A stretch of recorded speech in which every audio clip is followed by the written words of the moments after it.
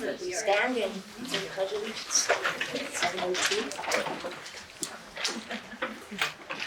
I pledge allegiance to the flag of the United States of America and to the republic for which it stands, one nation, under God, indivisible, with liberty and justice for all.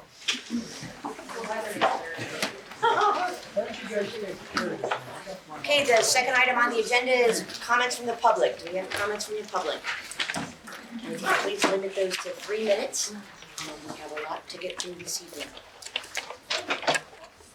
Any comments from the public? I actually do. Okay. Hi, I'm Laura Bush. I'm a teaching staff here at Andover Elementary School. And I've worked at Andover Elementary for 20 years out of my 25-year teaching career. And I wanted to let you know, I know Mr. Bridie presented that we were a school of distinction. And I did a little research on that, knowing, teachers do a little research on things. And what we've come to expect Andover Elementary School to get accolades for our student performance. And what I want to show you is how well we did. We aren't just a school of distinction.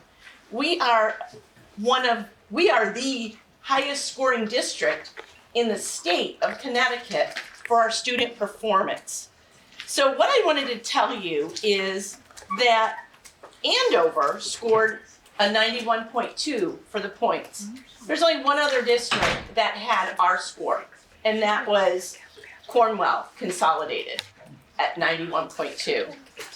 And now let me tell you a little bit about the schools around us. Not that we're going to toot our horn, but Columbia scored 76.8. Coventry, 83.4. Hebron, 73.2.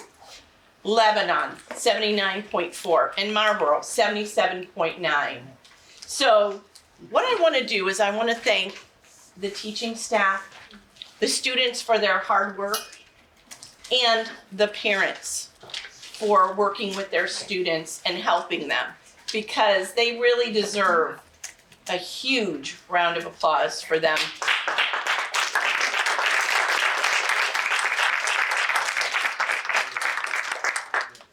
Thank you, Laura. Anyone else? Yes. Oh, one second.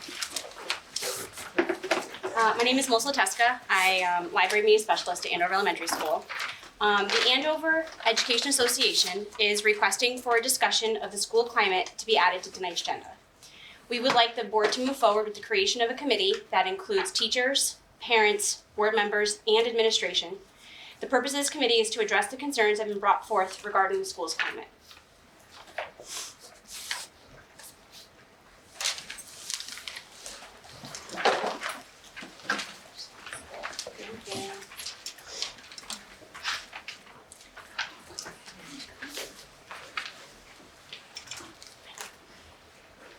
So I would suggest that we add that under 7C 2E, the last of the list of board items. Discussion of school, AES school. What I heard was the creation of a climate committee, correct? Correct.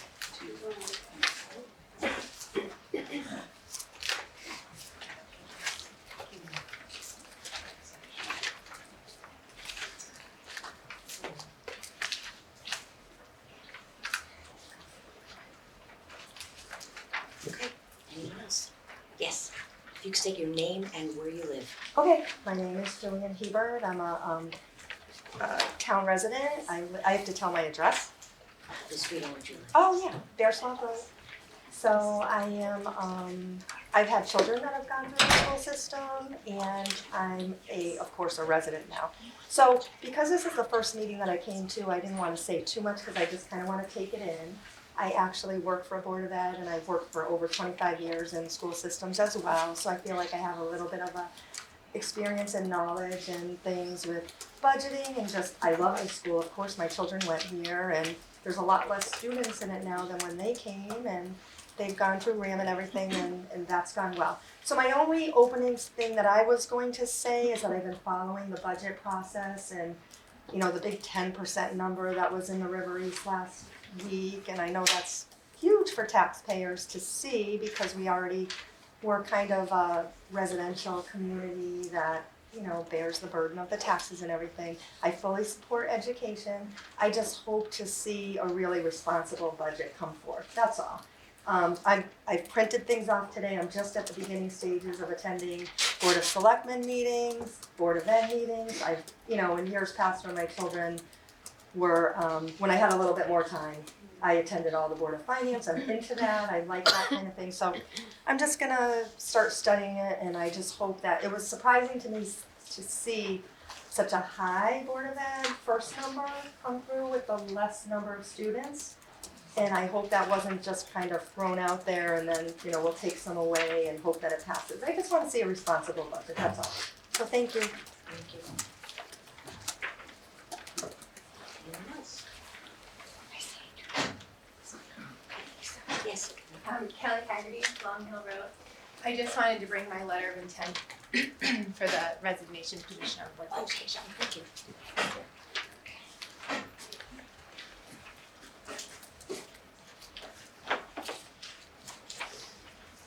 Anyone else? Communications. I'm actually going to present something here that I think the board, I know, will be interested in, and that is the information that we currently have on the coronavirus and what's happening locally and in this state. I put at your place a letter that John sent out yesterday to families, spelling out the different changes that we have already started to implement. I have been in touch with the State Department of Education, the Eastern Highlands Health District, and the CDC. I get daily multiple updates on things that are happening around the state. I've also contacted our school medical advisor, Dr. Strawn, to get her input on any health precautions or issues or procedures that we can follow. We have started spreading students out at lunchtime so that they're not as in as close a quarters during that period of time. We also have implemented an updated cleaning process. We are now allowed to use bleach in the schools, and so our custodians have started on cleaning all of the surfaces with the bleach solution. We're also providing more time for our custodial staff that will give them more time to do all of the things within the building that to do. So again, I'm going to ask John if you just briefly want to walk through this letter that did go out yesterday with highlights. Yes, thank you.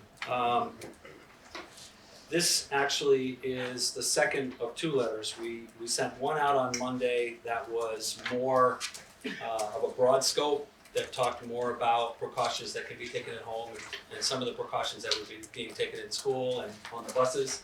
This was, that was sent on Monday. On Monday night, there was a governor's press conference and conference call, and we participated in that conference call as well as, you know, many districts and emergency responders to the, and it was a question and answer period, lasted over an hour. And a lot came out of that, and then it hit the newspapers and it hit the media yesterday.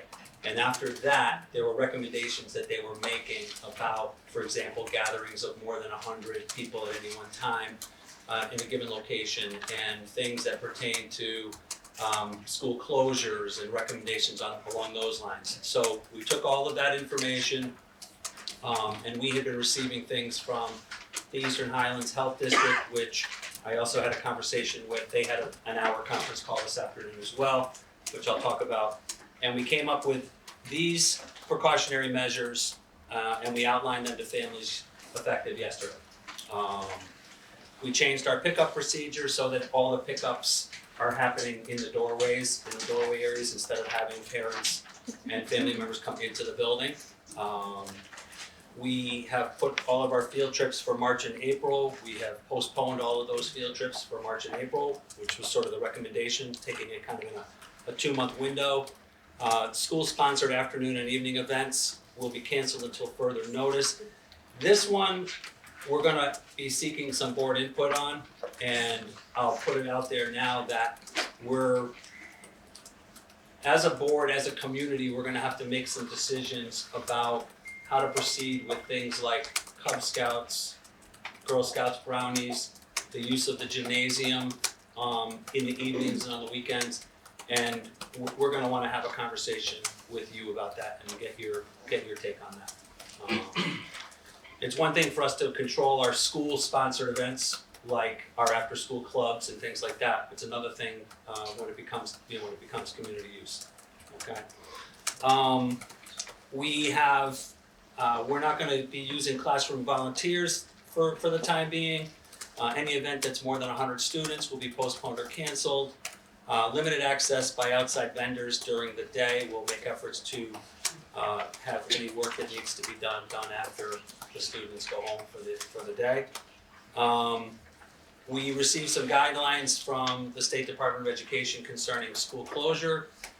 This is going to be one of these items where we're going to get a lot of advice from the Eastern Highlands Health District, who is going to monitor any kind of cases that get into this area, and they're going to make recommendations based on that. So I don't want to get into the sort of the intricate details of that, but what I can tell you is that the state is saying that if there was a closure for 2 weeks or less, they are recommending that we make up those days. You may have heard some things in the news, you may have heard some things over the last couple of weeks about distance learning.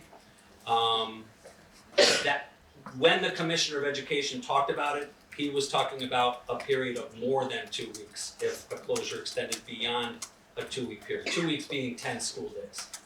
So something to just keep in mind, but we will get a lot of guidance from the state on this, and we'll get a lot of guidance from the health district in terms of what they recommend for our particular school or our district if something starts to travel in this direction. Okay?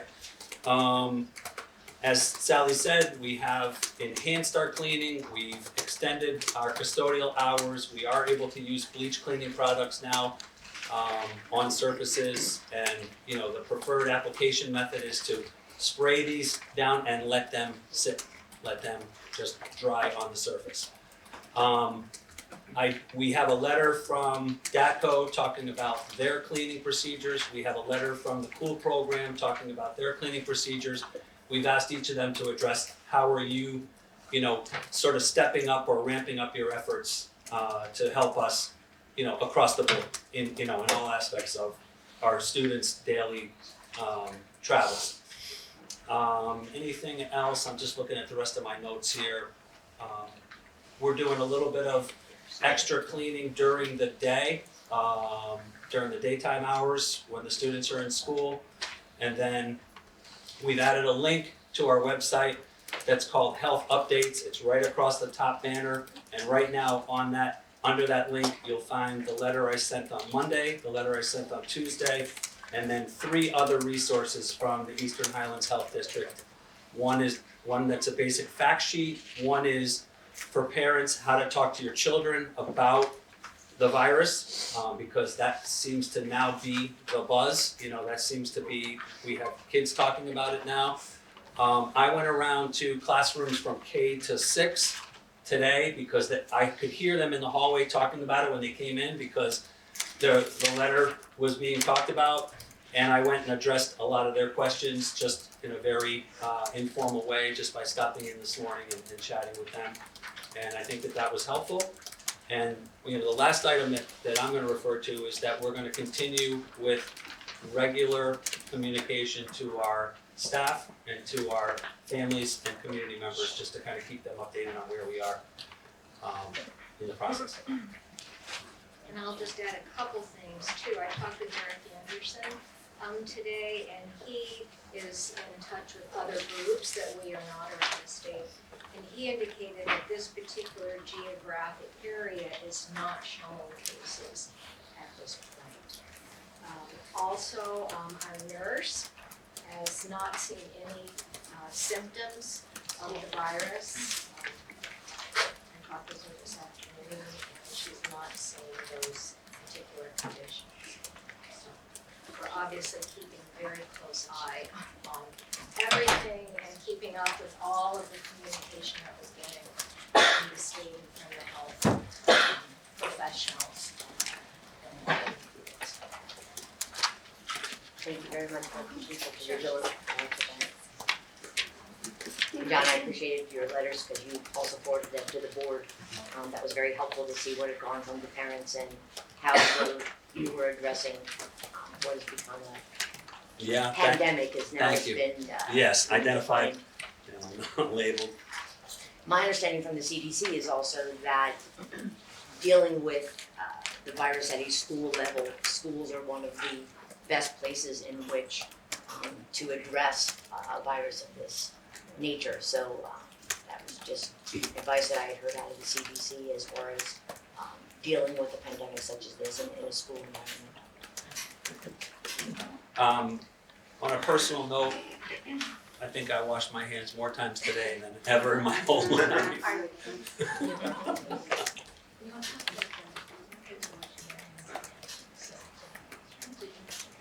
Well, one of the things that we did, one of the things that I referred to as we went through the building today and went into the classrooms was sort of a reminder and a refresher for our students in terms of the hand washing.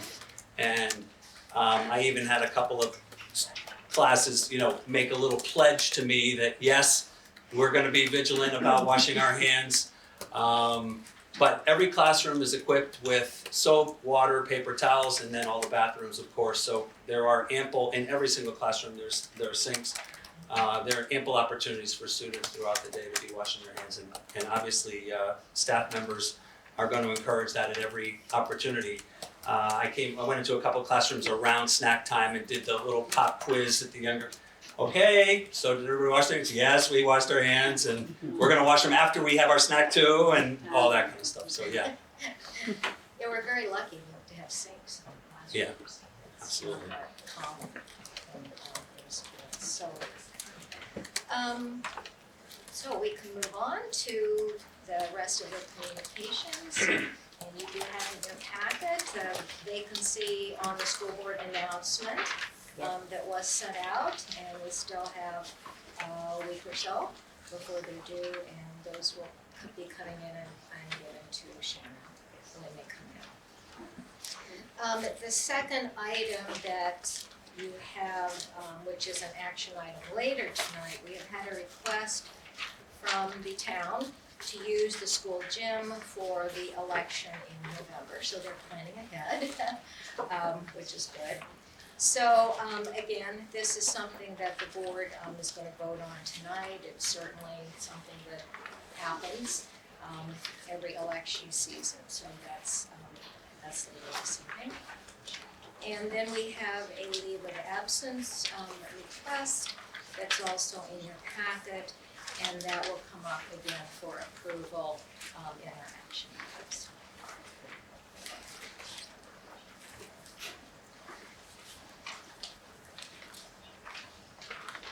I have a motion with regard to approving the special meeting minutes from our meeting on February 5th, 2020.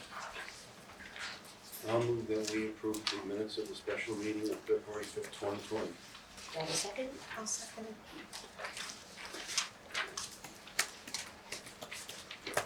Any discussion of those minutes? All those in favor? I wasn't here. You were here, so you were here. Yes. Okay, so we have 401, are you abstaining? Steve, so 401.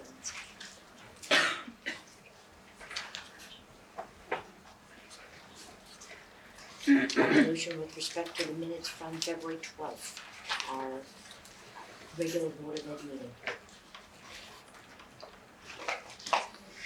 All right, I'll move that we approve the minutes of our regular meeting on February 12th, 2020. Jerry, do I have have a second?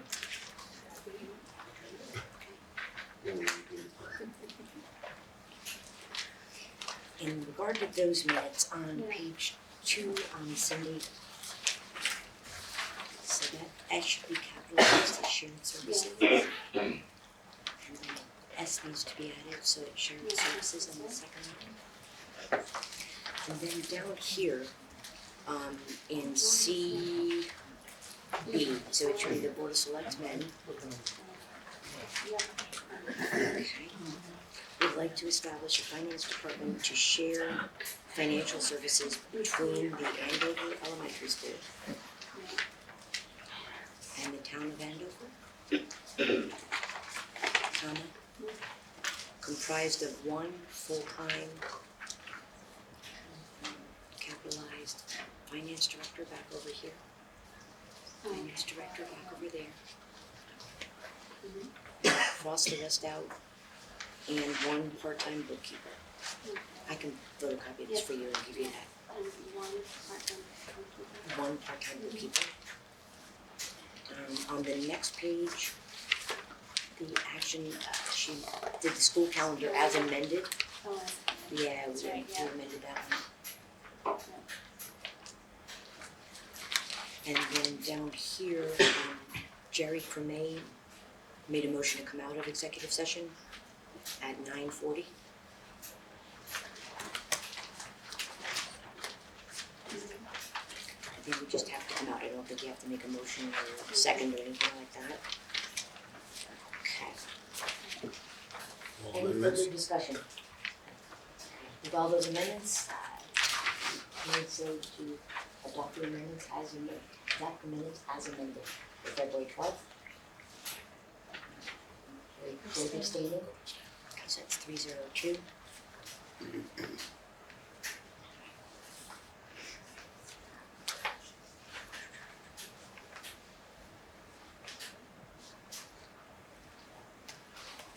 I have a motion with regard to the special meeting minutes of our meeting on February 27th, 2020. Minutes. Thank you, Steve. Do you have a second? A second. Thank you, Jerry. And then those regards, down here was board chairs, was the round table on the first page, not small towns. Yeah, attended a round table of board chairs. And then here they just came out. Let me just give you those. The changes that somebody's going to make to those just with regard to their timing and who made whatever motions. Do I have any further discussion of minutes for February 27th? All those in favor? All those opposed? All those abstaining? 401 and Lisa's abstaining. Great. Let me just have this back and then I'll give that back to you.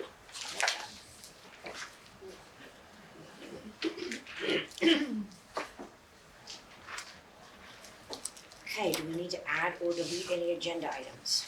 Just the one we already talked about, which will be added item E under C2, discussion of the AES School Climate Committee. Any other agenda items? We did discuss, discussing the job description and the role that we want the superintendent to play, and that will be discussed during the executive session, because that's the nature of the contract negotiation and the job responsibility for that contract. Just for this evening, if that's okay. Okay, any more additional, what is Bush about in your celebrations that we want to know? I want to just say that last week we celebrated Read Across America from Monday through Thursday with various activities, special activities each day that included green eggs and ham on Monday, and we had a teacher swap we had a staff swap where our whole staff went to different rooms and read for 30 minutes to different grade levels. Thursday we had a drop everything and read period for 2,020 seconds, which is about 33 minutes. If you're wondering. And it also happened to be pajama day on Thursday as part of the celebration, and it was a fun week. The kids got to dress up in crazy different outfits each day of the week, and I think they enjoyed it. So that was a nice little celebration. And also last week we had our spelling bee champion crowned. Jackson Goyette, a fifth grader, finished first in the spelling bee, and he'll be representing us at the statewide spelling bee at the end of the month at the University of St. Joseph's in West Hartford. March 22nd, it's a Sunday afternoon with all of the things that are going on with gatherings of more than 100 and things like that. The format may be slightly different. They may end up doing a student-only version and live streaming it. They may end up only allowing students to bring one family member and limit the audience. They're working that stuff out right now. We just got an email today talking about like some of the considerations that they're making in terms of going forward with the event. But they do want to have the event because those kids then qualify for the National Spelling Bee down in Washington, D.C. at the end of May. So, If that will be held. if that, exactly, Right. exactly. Plans are in the works for all of that, right? Yeah. Anything else as far as celebration? As far as my oral report, I went this morning to Cave's Day on the Hill. It was a meeting of many superintendents and board chairs and board of education members as well as students to hear from Cave administrators as well as Patrice and Sheila, who are the primary lobbyists on behalf of Cave, on behalf of the boards of education in the state.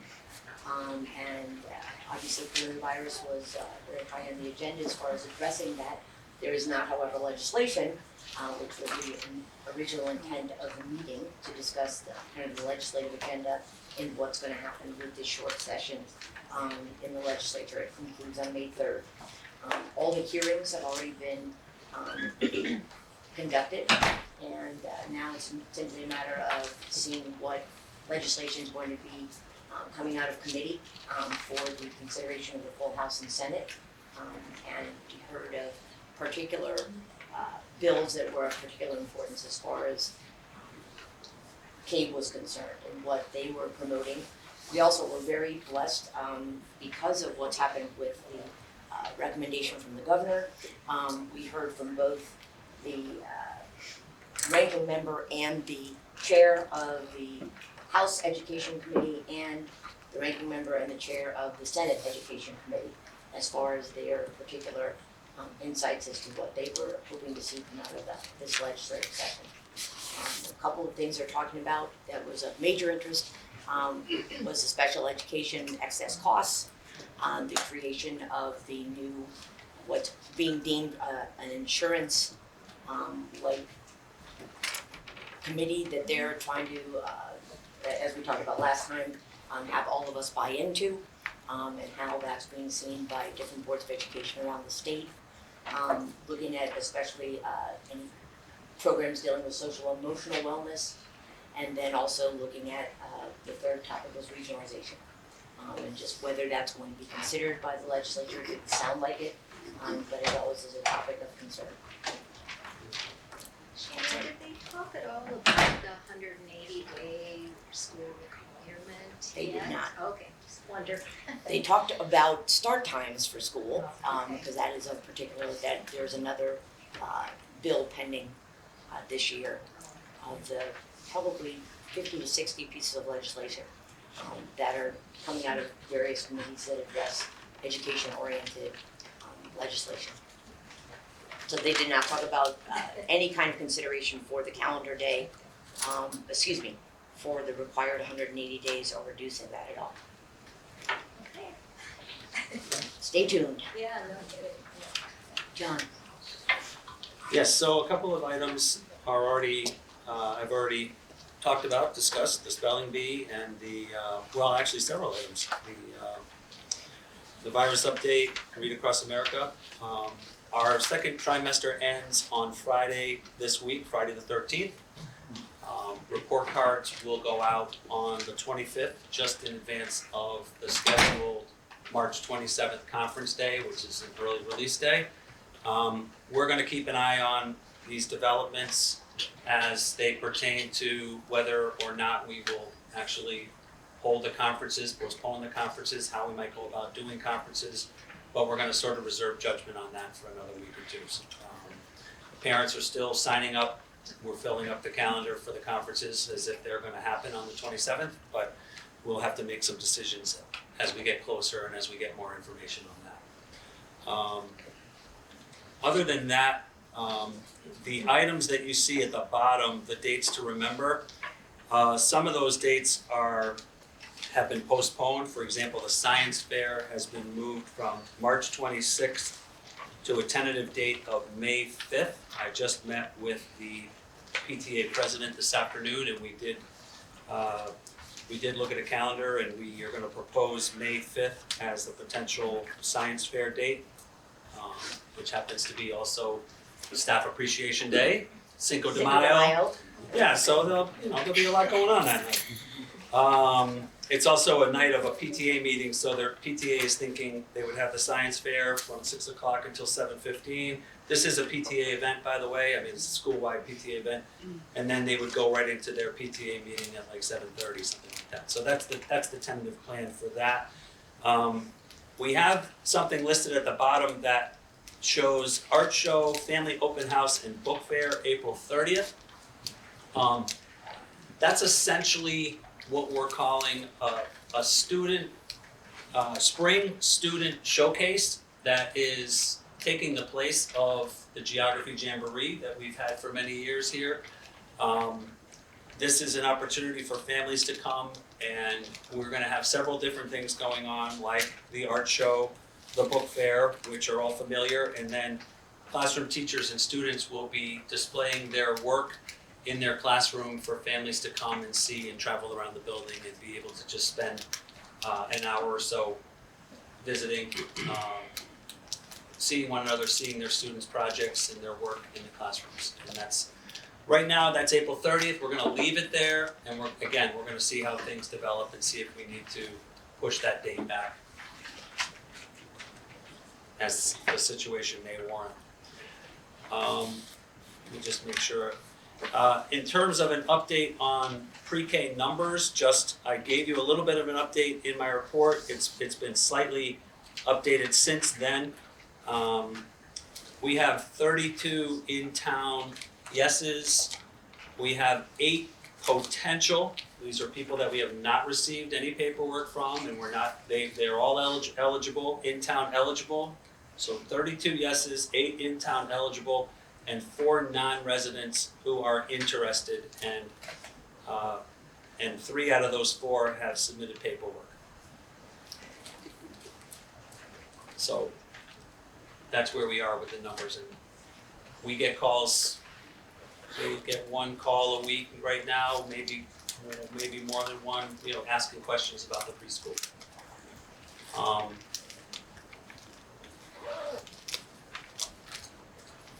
Any questions for me? What's the likelihood, John, of the 8 in-town eligible potentials turning into actuals? My guess would be at least half we would probably see. Are any of the 8 current enrollees? No, they're not currently enrolled. They don't have siblings enrolled of those 8. Four of those students, at least 4 of them would be coming in as 4-year-olds. They're 3-year-olds this year, they'd be coming in as 4-year-olds. So if they were going to take advantage of the program, this would be the year. And then among those who have applied, where do we stand as far as meeting our grant requirements? We're doing pretty well. I don't have a good hard number. There's a few applications that I don't have the income information that kind of helps guide me here, but I'm feeling confident with our numbers that we would be able to fill all of the grant slots that we have available. With in-town residents only? With or- in-town residents. Okay, without having to transfer Yes. the 4 out of town? Yeah.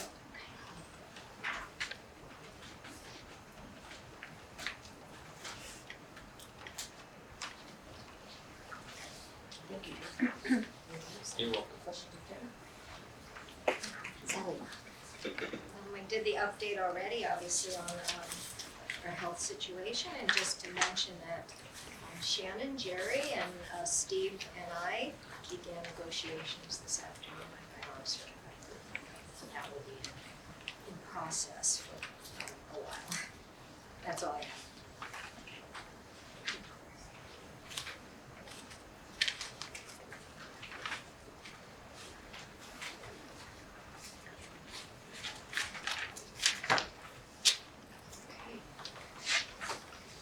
So the items for discussion and action, the review of the handouts. Yes, I did ask for you to bring these if you were able to. These are the handouts that we gave you at the last meeting. And we need some direction from the board as to how you would like to proceed.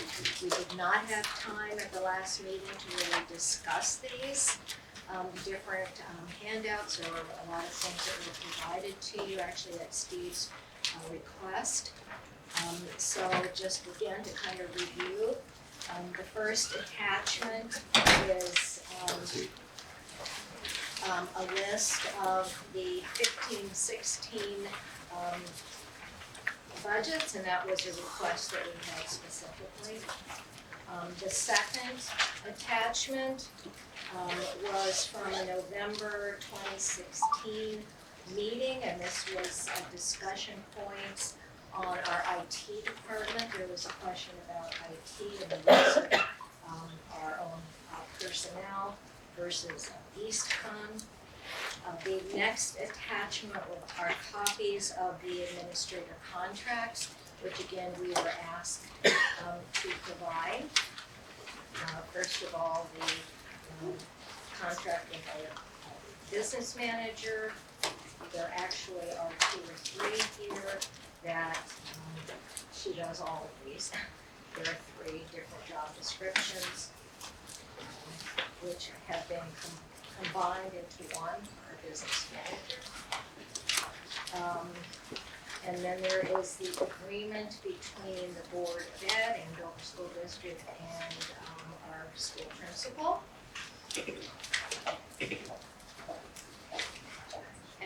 And finally, there's the agreement that between the Board of Ed and the Superintendent of Schools, which we were asked to provide. So that's this particular group, attachment 3.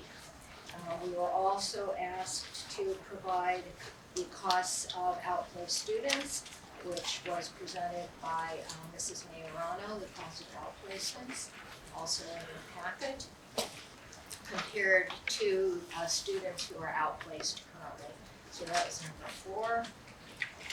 Other contracts were also requested, and so you have a list here in a packet of the Director of Food Services, Dime Oil Company, our Fire Protection Services, Plus and O'Neill, which does our asbestos management, Perfect Temp Heating and Air Conditioning, Pitney Bowes, which is our mailing machine, Dyson Krupp Elevator, which obviously does our elevator, and the Canon Copier contract. So these were contracts that were also requested for the board review. So again, the board, I believe, needs to decide what the next step is with these items. We provided everything in this packet that we were asked to provide to you for additional information. Did we have, at the end of that workshop, we had kind of decided on a few things that we were all on board with, and do we have an updated number with those who moved from the budget? Where we're currently at? Is that in the second?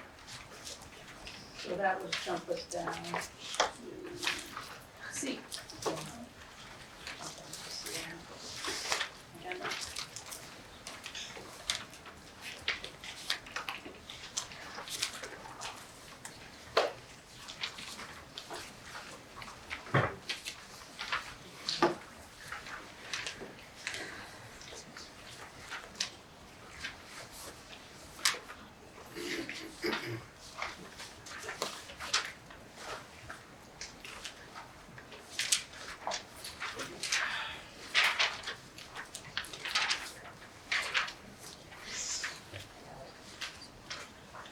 So I'll walk you through that. So at the last meeting, we looked at something very similar, and this duplicates what you had at the last meeting with some adjustments for more relevant numbers that we've gotten information from since that discussion. So the things that are highlighted in yellow, the board tentatively agreed on at the last meeting as things that they would consider as reducing the budget by. So the first number of 96,000 hasn't changed. That's the same number you had from the last meeting. Eliminating the 2 new classrooms that were added, that number is the same from the last meeting. If you move down to reduce the EastCon IT support, that number has changed. I have gotten an agreement with EastCon, so that would be, I believe it was 10,000 last time, so it's now $19,000 savings. How did that happen? You just, I didn't know what the number would be. I made an estimate by reducing it, so I asked them to give me an agreement for 2 half days, and so that my estimate wasn't high enough. The field trip number of 8,000 has not changed. Last time we looked at heating fuel, the number was 30,000 last time. I was able to lock in at $1.57, and at the time we were looking at $1.80. So that number is now 45,000, not 30. And that contract signed? That contract is signed. Yep. So that's additional savings of 15,000 over what we were presented with last time? Yes. The health and dental was not on there at all last time. And the discussion was, I had the number in at 10%. We were told 9.5 when I started the budget. The committee, the consortium, met in February, and they have agreed on no more than a 5.8% increase. That number could go down more, but it won't go higher, based on what the consortium agreed on.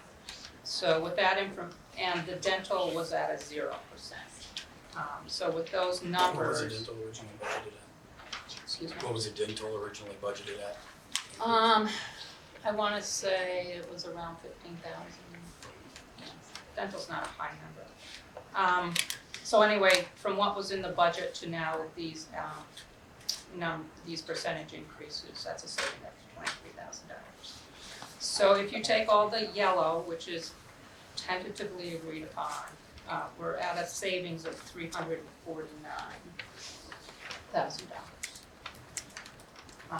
Our increase on the original budget was $326,000. So this gets us a little below a 0% increase at this point in time. Now, do we have an updated projected enrollment number with the increase in total enrollment Will we have enrollment in your packet? for next year? Oh, for next year, oh, well, it's not, well, it's 17. it's a good question, because when we did the budget, we looked at it 2 ways. We looked at it with 30 to 32 students, and now if we had, and that's kind of where we are right now with the 32, then there's the 8 potential and 4 non-residents that could, if half of those came and the non-residents, we could be pushing 40 students. But I'd have to look at I just have to find the form from the budget book. This one. Well, this has the number of classes. Do you have the number? Yeah. The sheet handy? I'm just gonna bring up From the original one, John? the original one where we had the Yeah, projections. so the original That's the projected page. had 186 Total? Yes. total students. Yeah, so if you added, Yeah. okay, that's perfect. Yeah, with 30, so you could add 10 to that number. And you'd be at 196. So our actual delta between 2 years is 7. We're going down 7 total students. Instead of Right now, I think we're on 205. But when we did the Today. original, when we Correct. passed last year's budget, Correct. it was based on 202. Or no, based on, no, that was December, so. Last year's budget was based on 191, so you're actually saying we're gonna have more students. Yeah, that's true, So this which year's is actually encouraging. Because we passed a budget based on 191 students. We're now below that budget with 196. I just want to make sure that's correct. Yeah, we started the year with 194, and if we do go back to, but if we go back to these numbers, I'm just looking at when we pass the budget. Yeah. That would be correct. That there would actually be a greater number of students than. There was last year. Right.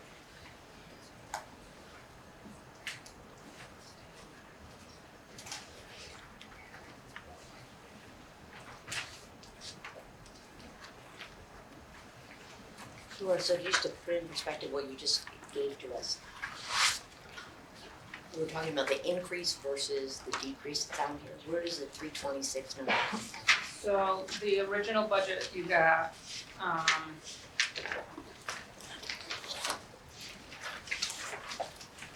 was for $4,391,000. Thank you very much, I see it now. Yep. I just wanted to make sure I was tying that back in. Yep. So that's the 326, and we're about $24,000 below that. So we have we have a decrease now instead of just a zero budget. Right. If we stick with that. Yes. With the students. Yes.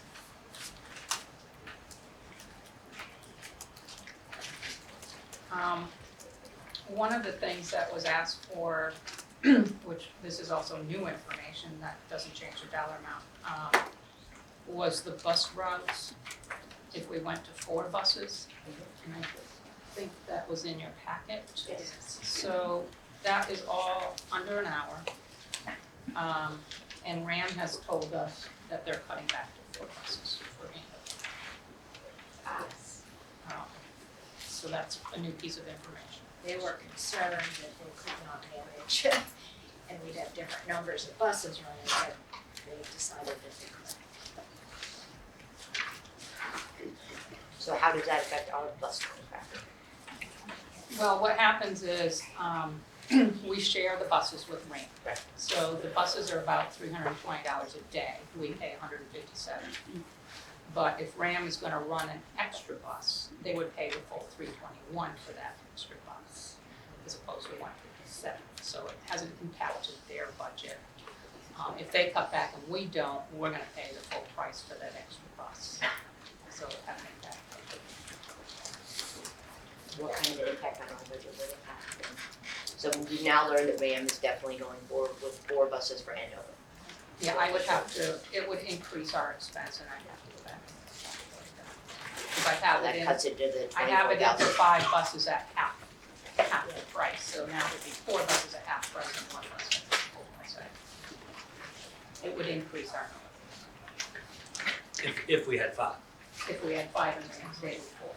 Right. But if we go to 4, what's the impact? Is that? If we go to 4, then we save the $30,697 on that sheet I handed. So the 4, say 31,000, stay at 5, and we're actually gonna go up. Correct. And there's no impact from there's no reason that we can't necessarily go to 4 from just making sure that we meet the time requirement. Yeah, no, we have to notify the bus company, but other than that, we can just tell them how many buses we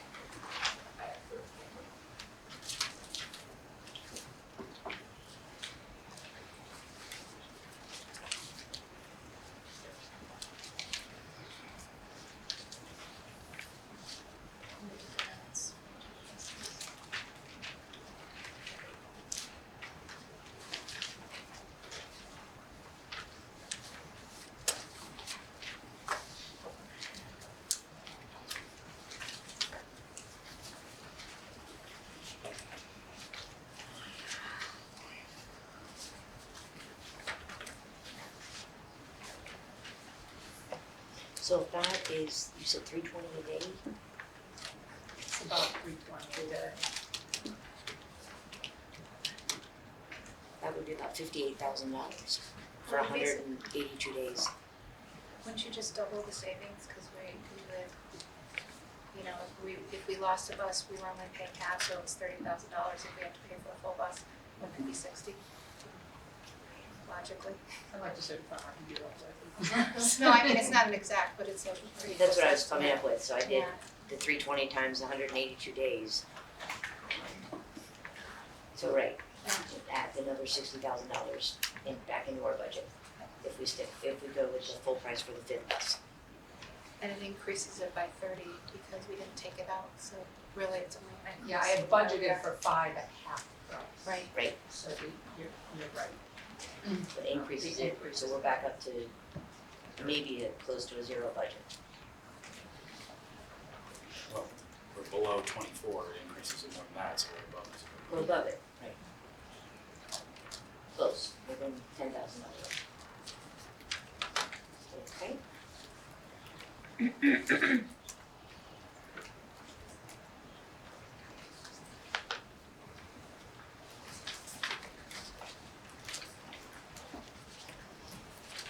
Okay.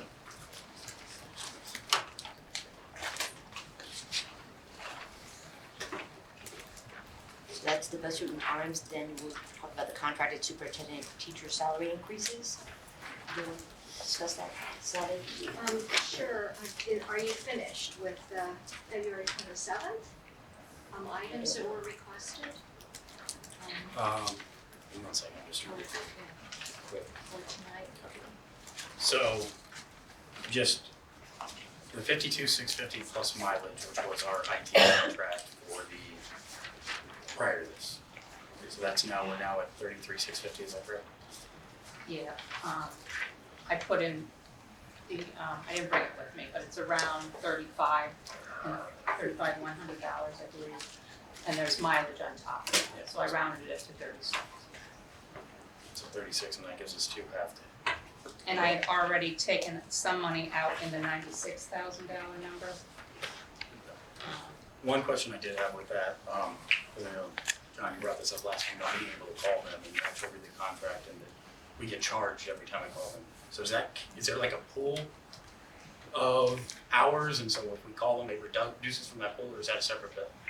No, but it's pretty much a pool, and we've never gotten an additional bill. Yeah, it's not a separate bill, it's not separately billed. It's, they keep track of their hours, and they are able, and when they come to our school, they sign in and sign out. So we keep track of their hours here too. Mhm. So we're keeping track when they're in the building, they're keeping track on their end. And generally, a phone call for them is a 10 or 15 minute fix, you know, but I know it says remote support will be invoiced in 30-minute increments at a rate of $125 an hour. So we have not been billed for any of that. okay, so that's just been charged against our Time that we have. whatever balance that we. Our day and a half a week, I guess, yeah. And is that rate remaining the same with the new contract we're cutting back 125? Or if we exceed, my concern is now we're reducing the time. So is there a potential I'd have to look at it. I didn't bring it with me. for going over that since now we have less IT services, which The we need, but. I don't remember off the top of my head the offline service, but if they came in additional days, it was $875. Okay, so that's the same. That's the It's same. 125 That I- hour, it's That I remember, the remote help, I don't remember that. And that will be good for the next contract we sign, because this one expires on June 30th, so July 1st, that will be the rate for that contract.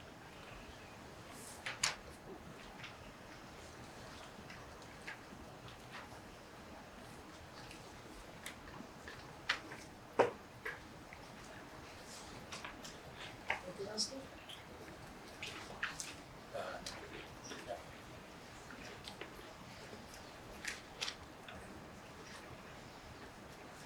I think that is the February 27th handout. Onward. So we're done with those for now. Okay, The next items were again, some information that was requested at our last board meeting. And, we have all of these items in your packet. The first was the bus route times, and we provided for you here the current bus runs and how long, it would take. So that was, number one. The contracted superintendent and teacher salary increases. There was concern expressed that the superintendent's salary had gone up by $10,000 over a 5-year period.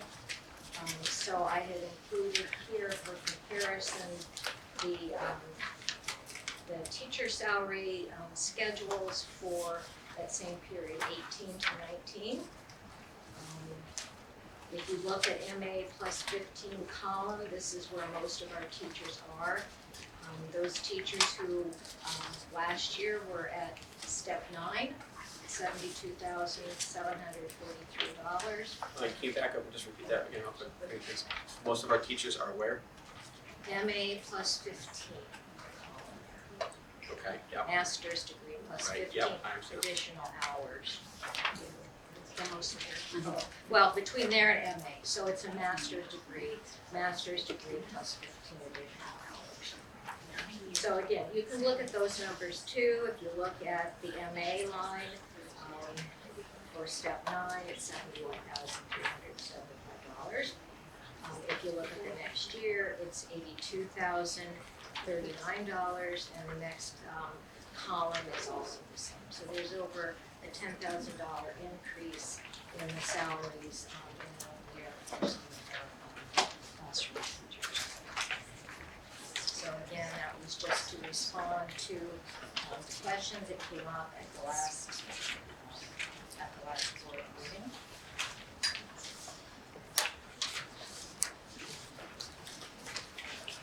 There was also a question or discussion about providing school supplies to students.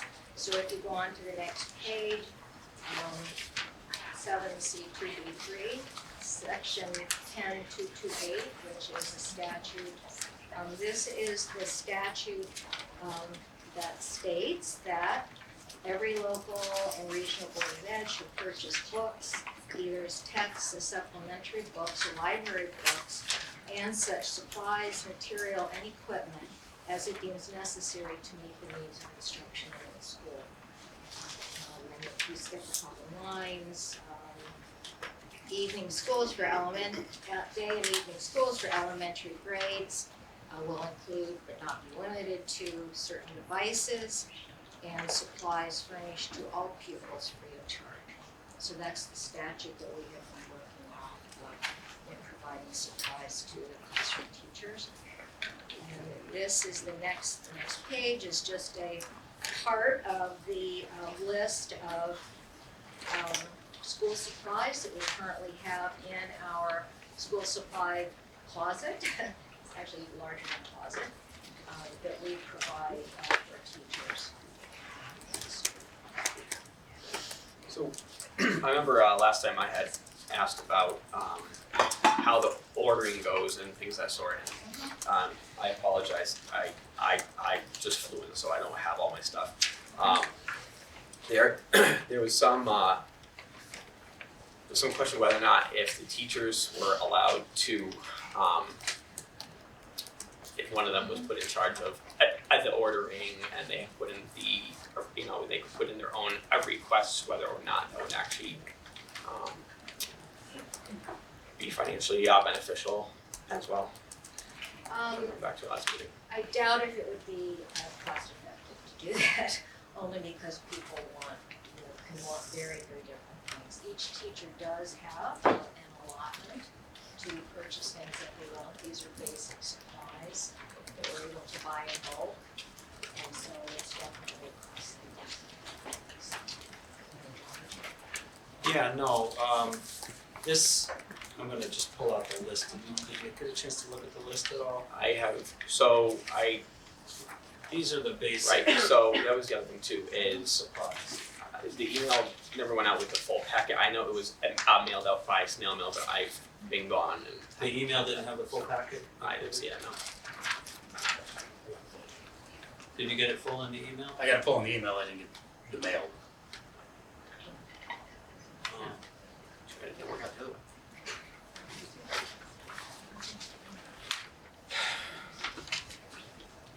So I'm assuming this is reevaluated on an annual basis, go, these are going off the shelves and no one's using this. Yes, Yeah, we- that's right.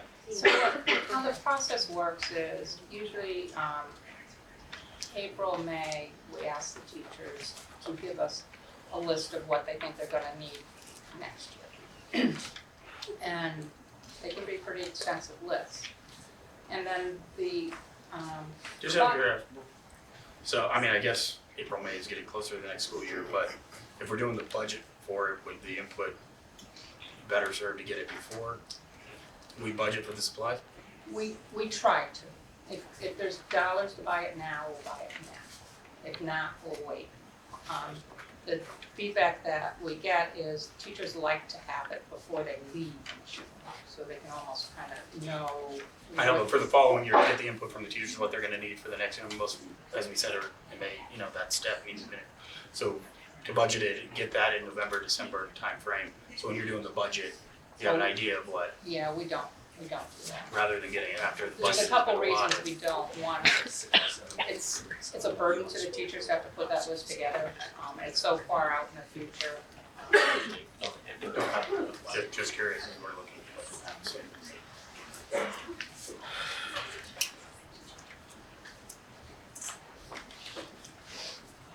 And I'm sorry, so you guys look at it and then see if, Yeah, so no if I one's using see, Post-it 1-inch chart paper that. if I see a lot of people are requesting magic molding clay, which comes in packs of 75, instead of each classroom having and that's just an example, instead of each class having a box of 75 when there's only 12 kids in that class, does it make sense for me to buy 3 packs and split them up between 5 classrooms? So that's the kind of stuff that'll end up in the supply closet when there's a lot of similarity between what people are asking for. The other one is we can buy crayons in boxes of like 300. So, we might buy a couple of those, stick them in a supply closet, and then teachers grab out of it. As opposed to, because in the past, each classroom would have boxes of 300 crayons. Classes aren't that big yet.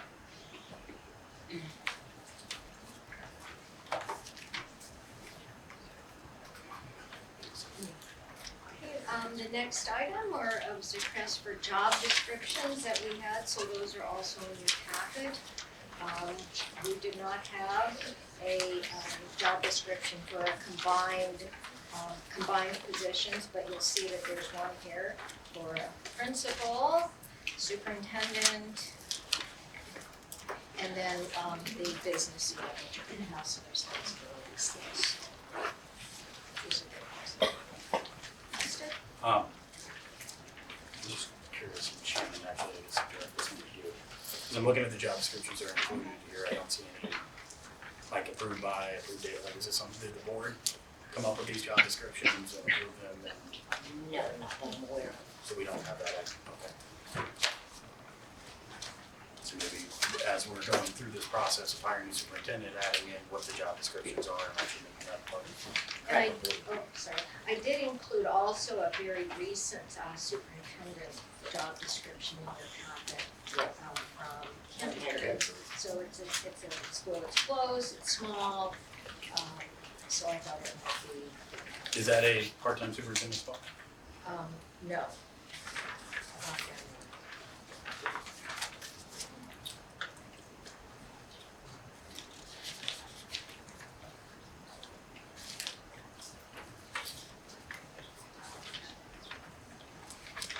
Actually, our director of special education is not here, so. I'm just looking over some of the responsibilities that she has, and this is nothing against her, this is a problem, I think, with only having, special education director here, what's it, 1.5 days, 1 day a week? It's One about and a one and a half. 1.5 days a week. So how is she going through all the IEPs and the 504s and everything else and still observing students, evaluating students. I mean, it seems like there's a lot of performance responsibilities here. How is she meeting all this? Or is she not meeting all this? No, I think she's meeting everything. I've not heard anything from her that she's not meeting.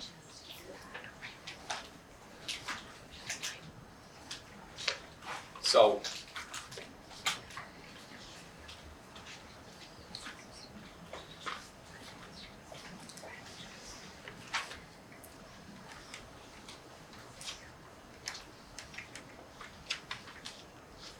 If she needed additional time, we certainly would provide.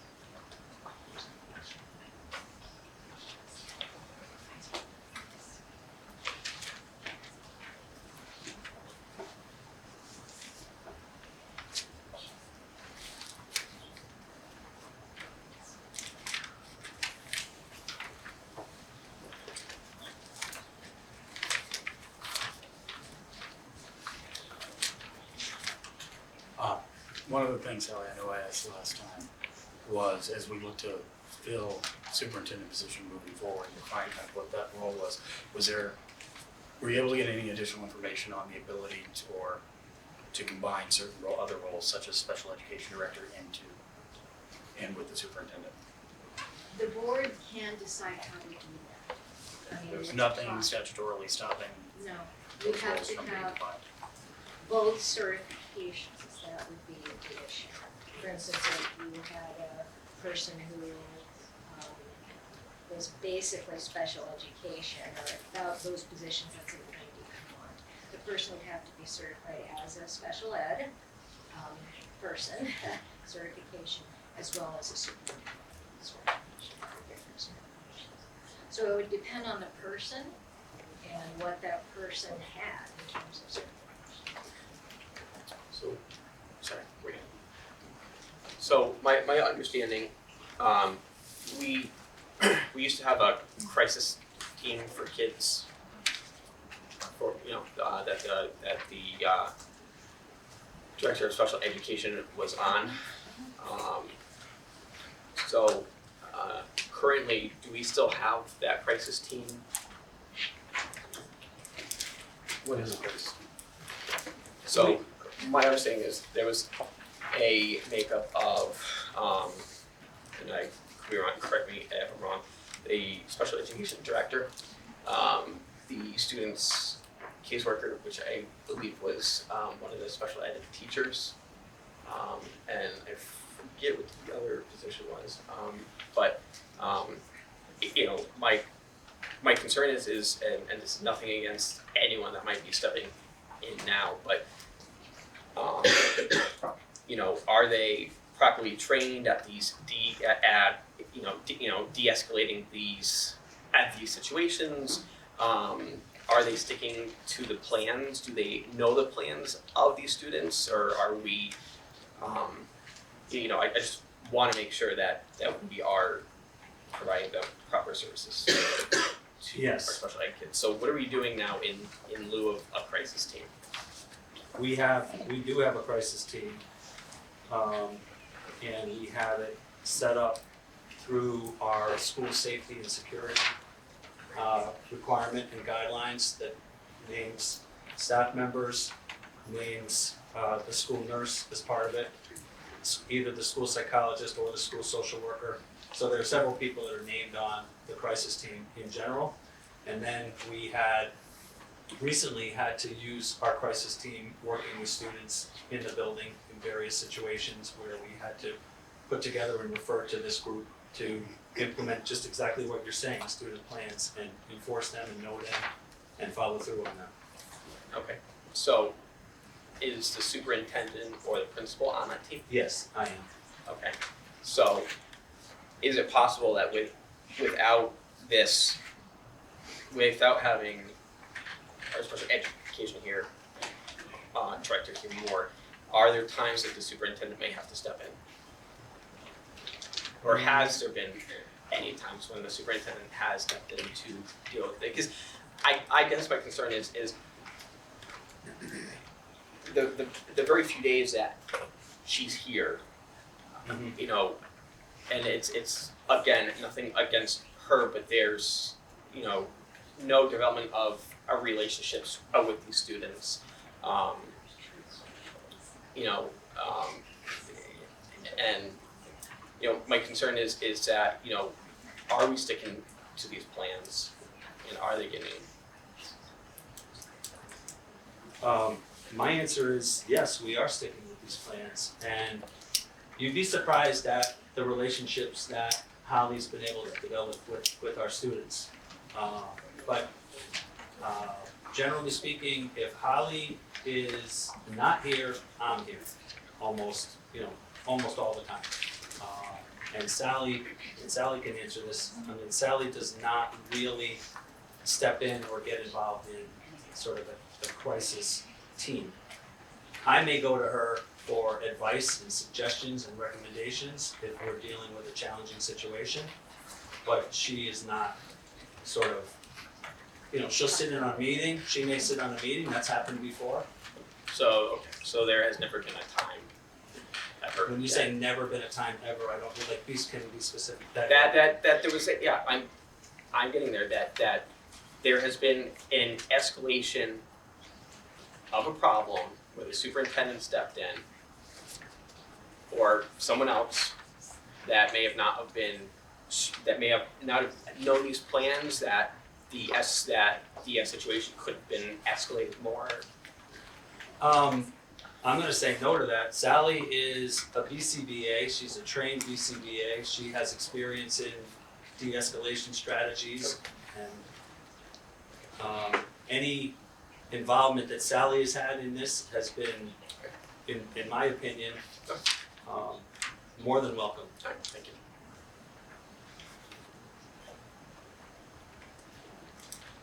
Okay, and then I believe our last item here requested was information on the technology positions plan.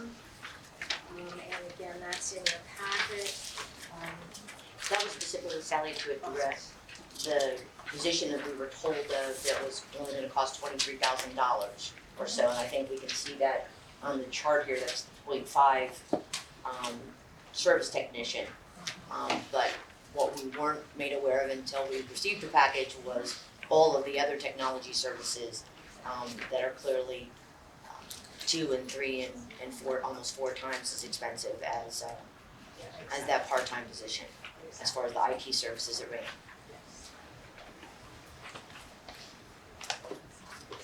And again, I have provided this list, just as updated listing.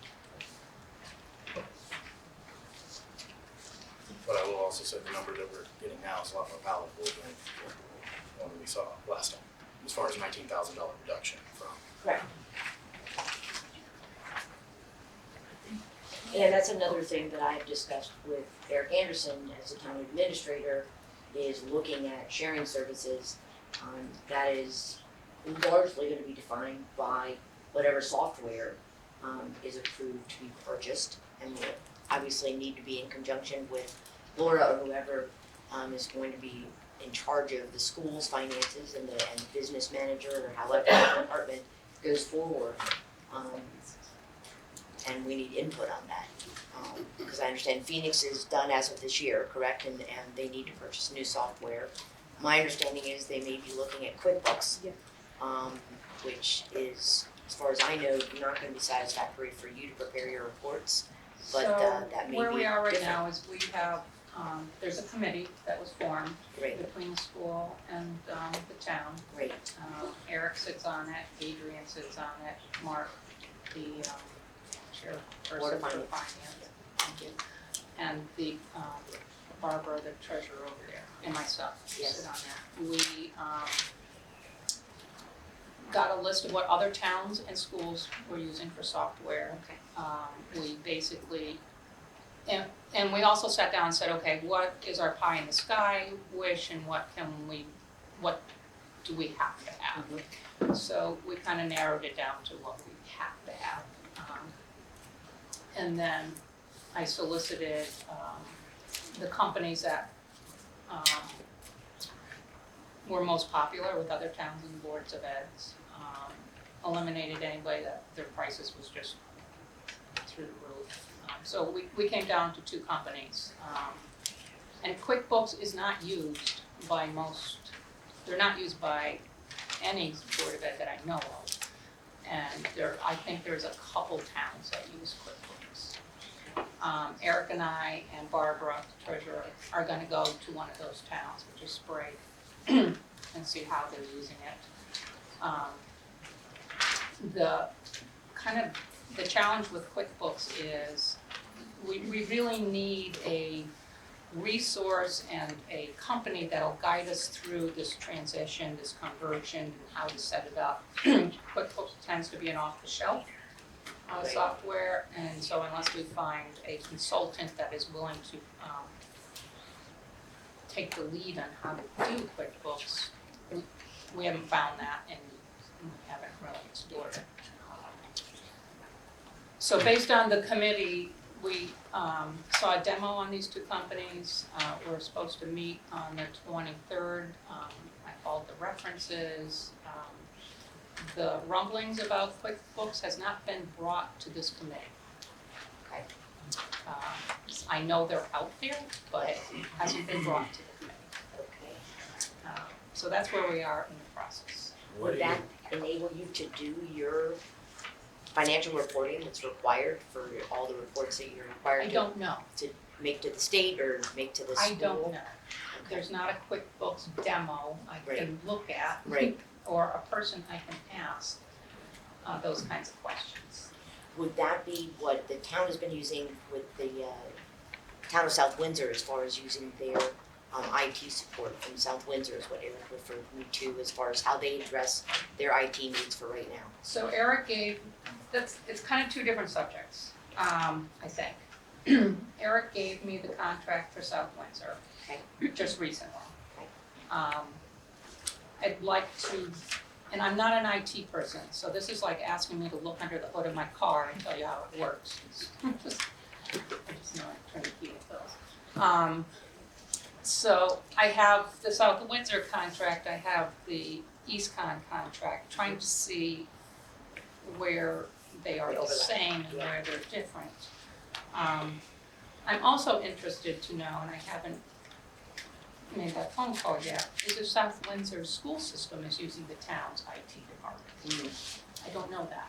They may, or they may have their own IT department, and it'd be interesting to know if they're not using the town, why they're not using it. We have close to 200 students here, so that's 200 users on our system every day that rely on it to be up and running. That's 200 devices. So not counting the smart boards. And so anyway, there's a lot of questions out there to understand if South Windsor Town IT department can meet the needs of Board of Ed requirements, and haven't gotten there yet.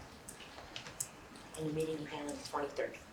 We meet on the 23rd to review the, not everybody on the committee was present for the demo. In fact, it was just Eric, Barbara, and myself that saw the demos. And then I did the reference check, so I'll go over the reference checks and, the input I got from those. So that's kind of what we got. Thank you. All right, if I might, the one question I had on the software, QuickBooks, are we sharing the cost of purchasing that software with the town, or how is the actual? We haven't purchase? figured that out yet. When we started this process, we had no idea what it would even cost. So I don't know what the town's put in their budget of that. I think that's gonna be dependent upon what the town chooses for the town's finances versus if that's going to be sufficient for the school needs. And obviously with the committee that Laura's described, we're looking for something that meets all needs. So, and I also when would know this happen? that- When do we need new software? So Phoenix, which is what we're both on, although they're both separate, same software but separate databases. That we own it. It's on the school server. Even the town's data is on the school server.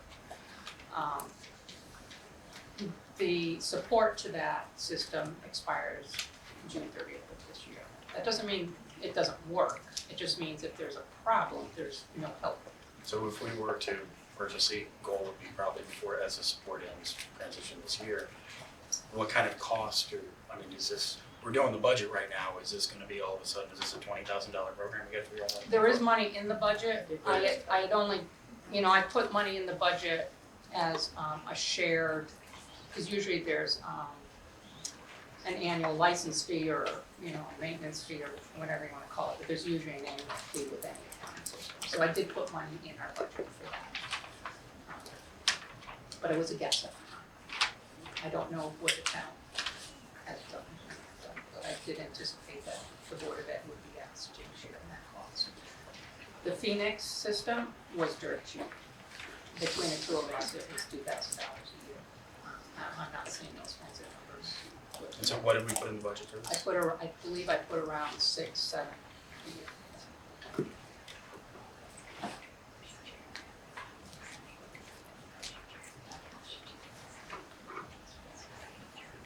And that is being looked at to be shared with the town. Yeah. It's just a matter of if the town determines that the town only wants to purchase QuickBooks and that's not sufficient for the school's needs, to develop financial reports that we're required to file and report with the state. Oh, no, I understand, I just wanna make sure as we go to pass a budget, Yep. or that we don't all of a sudden have $15,000 we gotta, that Understood. isn't anywhere to work.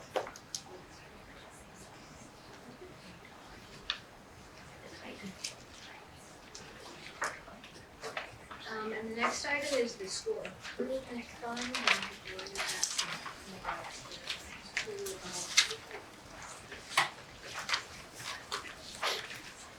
So what I'm handing you is, this is the state statute for the non-lapsing The account. non-lapsing account where we can put 2% in? Yeah. We Yes. can ask, You We can can ask. ask, to clarification, yes, we can also be told no. correct, as we were last year. Interestingly, among the board chairs that were, asked for their input, I was flabbergasted by how many towns do not have any non-lapsing accounts.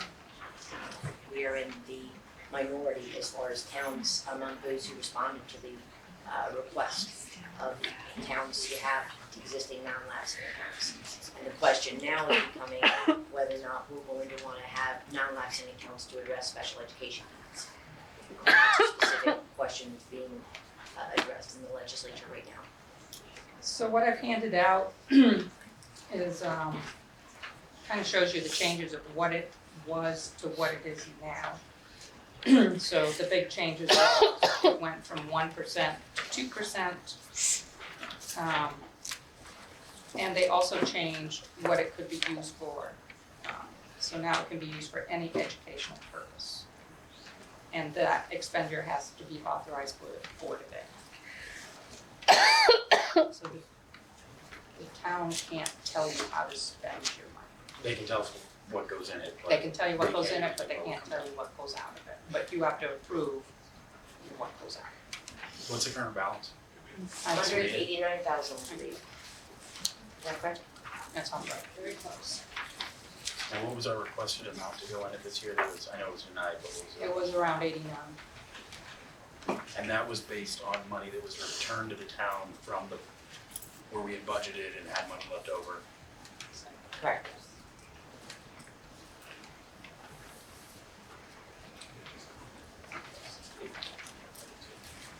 Or finance besides whether or not they voted.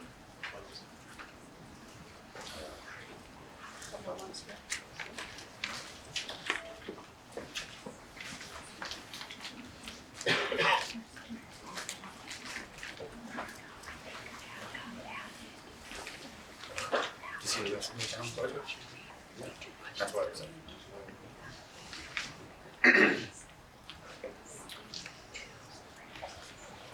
That I was also told, and I don't know how accurate, but I had heard that one of the things that they didn't understand putting, $80,000+ into account that really had no direction as to where it was that's why we did include in your packet here, some sample and rates. It's not included in the Oh, packet. okay, all right. Well, we do have some. So I Sample reached out agreements. to my group, just the towns that do have the non-lapsing account, I asked them if they had any policies.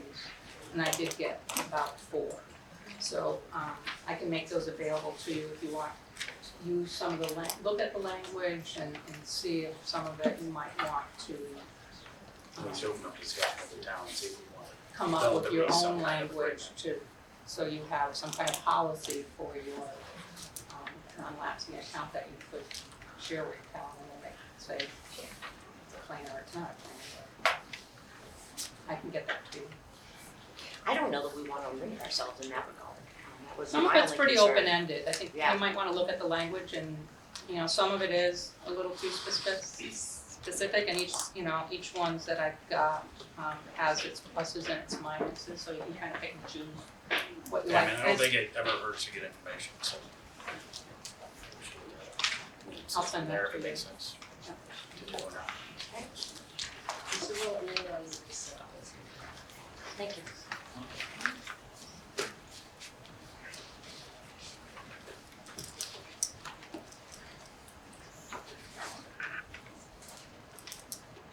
Should we go back to C now that we skipped over it and looking at the use of the school improvement fund, we're back to the budget?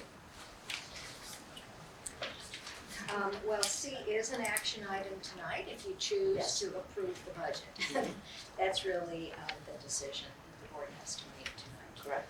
If you want to approve it, or if you want to wait until the next meeting.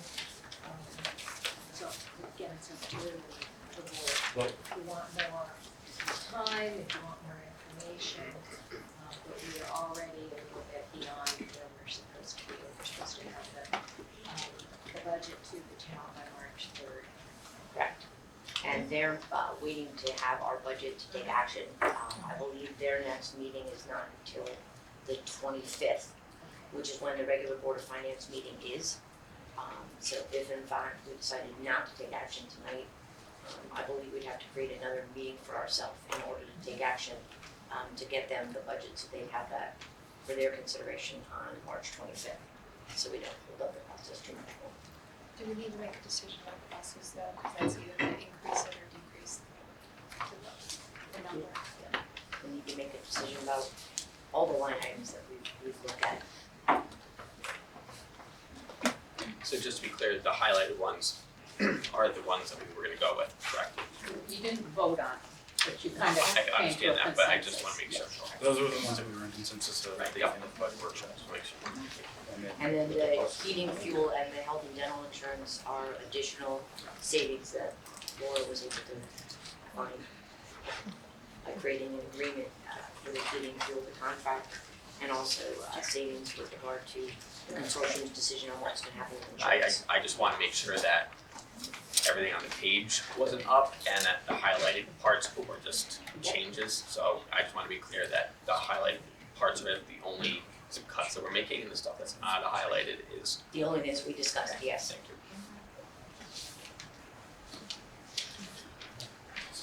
you. Okay, so I mean, just I guess continuing the discussion, is there anyone else, is there anyone on the board who has an issue with going from 5 to 4 as Ramsey on the buses? With a reduction of $30,697? As long as we have a confirmation, it's gonna be allowed. As Yes. long as we have that confirmation. Yes. And I believe that's in the, That's in your so, I mean, I think that's something I think we can add in unless somebody has any objection to it.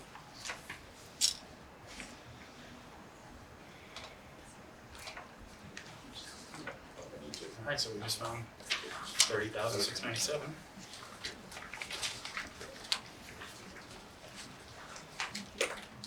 And really going down, the next one that we talked about discussing here is again the vacancy that's gonna be filled and determining what to do with the, as far as administrative positions.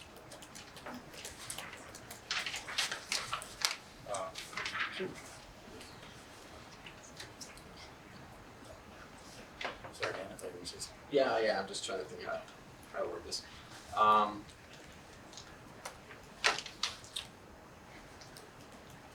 Would there be any, I mean, I can definitely see there being, an educational benefit, but would there be any financial benefit if we, I don't know, would have to be something to look into, but, coming off of EastCon for the pre-K advisor and combining like a pre-K special ed advisor and having someone here more throughout the week. So we don't use these kind for pre-K I advice. We thought, have an That's just a advisor. separate person, but it's not.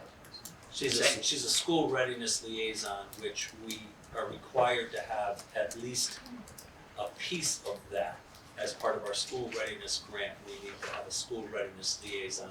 Right. Person. so that's not something we can, Well, that is that's what I the meant. role of the school readiness liaison Yep. is more limited in scope. Okay. And it's not as, there's not as much money tied to that. Right. It's some of the other responsibilities that she's taken on, primarily last year in the whole accreditation year. It's been dialed back a little bit this year, and it's planned to be dialed back even further So- next year. And again, I apologize for not having so many, how many days a week is she here? There's a budget number, I don't know it off the top of my head, but it was based upon I believe it's rough- 1 day a week. it was based upon roughly 1 day a week for like 36 weeks Okay. of school. And can you just give me an approximate? I wanna say. We did. And Are we talking like just I think it's I wanna say 20.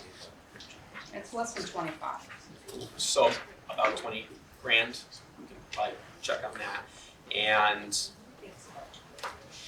about 23 possibly. Okay, so we'll check on that, and then we said that special education is here 1.5 days, right? Yeah. And we are paying her how much? Approximately. 5 1/4, I think.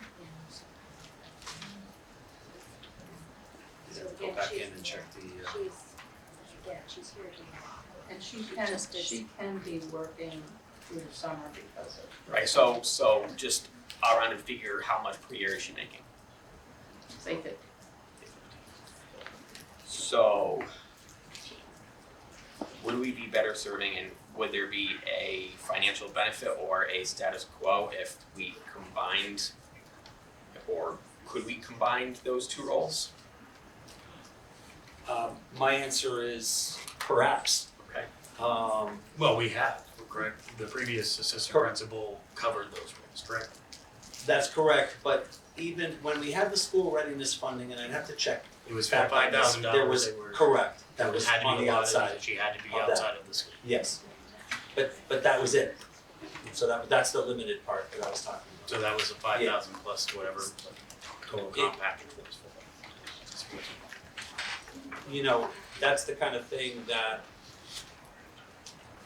we could certainly go back and discuss with Holly in that. Depends on her availability, depends on her, willingness to take that on, qualifications.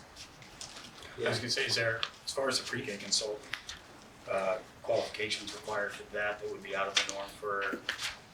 No, she would probably have the right qualifications. Just not maybe the as extensive of experience or background, but she'd probably have the right qualifications. And I by no means am trying to, replace her or anything like that. I'm looking at,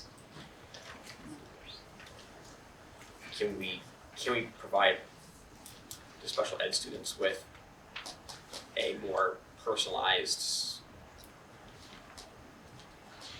and better services? Well, I think If we she, need to, if she's here. I think we need to, this is where I would address previous board members, because that position is limited by the board, not by Yeah, so the previous assistant principal, we covered all these things.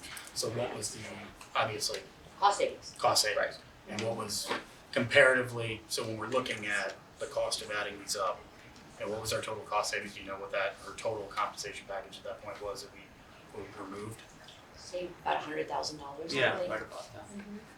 And so we were So at, we're saving probably about $25,000 or $30,000 a year by having that These two outsourced. part-timers. Yes. but we're getting 2.5 days. So we're saving 20,000 out of 100 and getting less than half the time. Well, she also had many other responsibilities, but yes. Yeah, and the, But I don't Cases. know that, I don't know combining them that we're gonna get much cost savings. I mean, but is there a way to do it for 4 one person days? responsible for that, but 4 days at a part-time position, or where they can do both roles based off of need. So if this week you need more special ed direction versus next week you need more pre-K, and we offer that at 80,000 or 70,000, was that a net cost savings? And then we actually have somebody in the building for 4 days covering both roles. don't know that you're gonna be able to find somebody to do it for that, cause looking back at what Holly gave us, we're more in the $90,000 range. For looking at a person that might be able to combine all that at a full-time rate.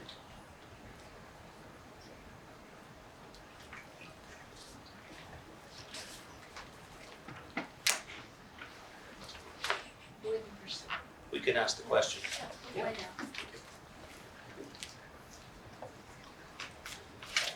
Yeah, I think it also just gives us some more flexibility for they can determine the needs of the students. If it's HIAC accreditation that has been working on monthly right now, they're still in the building to address more flexibility with special ed.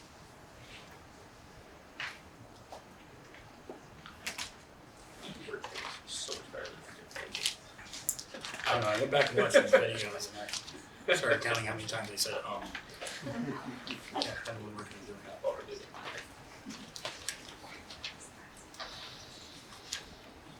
So, I'm gonna skip over superintendent because we still need to figure out, I guess, what are we doing about reducing the principal from 260 days to 220. John, I'm gonna ask you, what is that, what is the impact of that on what you do on, obviously, we saw you got job description, what is that, well, how would that impact the school by you cutting back 40 days? We talked about this a little bit at the last meeting at the budget workshop. It would be very difficult. Like, I mean, this is not something that I'm in favor of, but it's on the table because everything got put on the table Exactly. for us to talk about and for us to look at and make It's already sure next that in line. the board knew and the community knew that everything was up for discussion in terms of how we could get to an acceptable number to move forward to the town.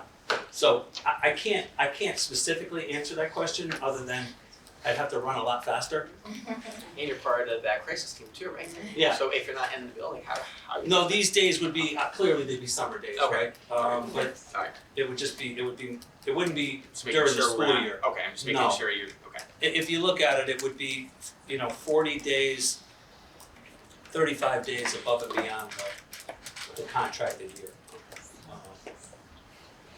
And some districts do this, some smaller districts do this.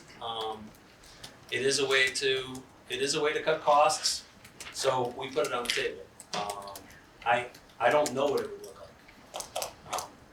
I know I'd have to move a lot faster. Well, I just wanna, and sorry for being asked to do this. There's a lot that goes on here all summer, that is invisible to most people. But, everything has to get done in the summer for the rest of the school year. We are all extremely busy in the summer, so the fact that students aren't here, removes one piece of the puzzle, but there's so much that has to get done. And to open school, with everything completed, ready to go in the fall, first day of school for the kids, to not have somebody here over the summer to make sure that all of those things are done, all of the details are completed, and work has to be on. We do a lot of custodial work over the summer. Someone has to monitor that.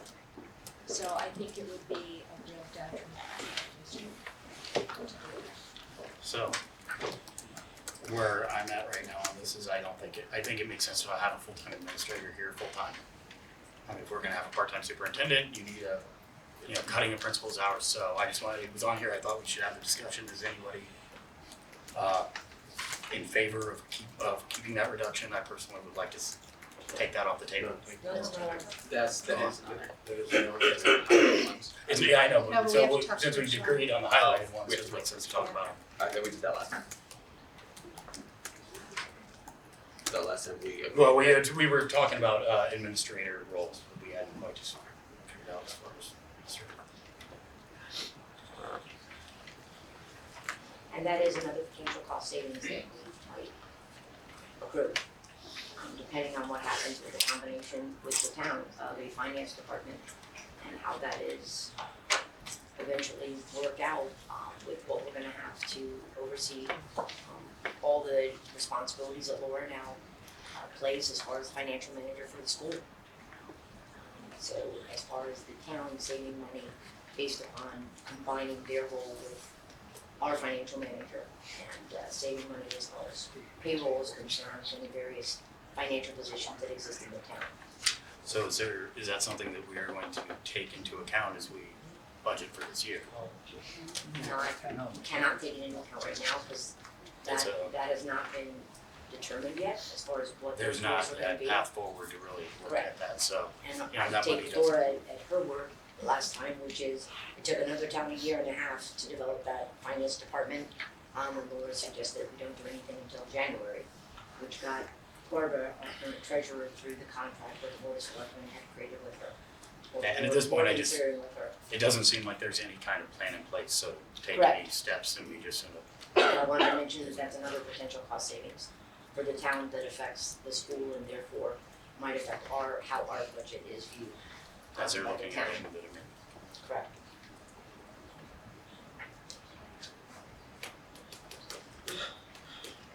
Any further discussion of the budget? I'd like to say that I spent hours walking through this forest of papers. And a forest of papers it is. And I was thinking to myself, what is it we're looking to accomplish as a Board of Education? And the thought came to my mind to pass a responsible budget. What does that mean? And I gave this a lot of thought. It means several things, a responsible budget. One thing, it means responsibility to our town. To pass a budget that respects the fact that our Board of Selectmen need money to fix roads, bridges. If my house catches on fire, I sure hope the fire department can take care of it. And I realized that being responsible also means being responsible to the taxpayers and to the town and to all residents. Taking that one step further, I was thinking, what is a responsible budget in terms of the students, the staff, who've done a remarkable job. Thank you very much for your hard work with our students and our children. Our administration, for providing us with whatever we've asked for here, and for trying to help run this school. For parents, for the parents who give of themselves to help make our jobs easier. Responsible budget. Well, going with these cuts, and I took the $30,697 off of the bus, provided the kids aren't riding on the bus for an hour and a half every day.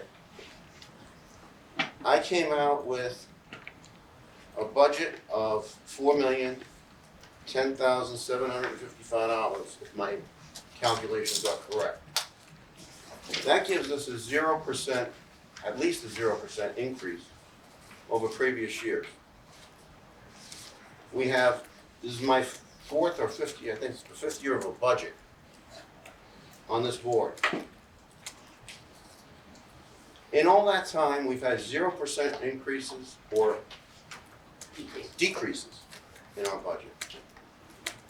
I understand what our town needs are.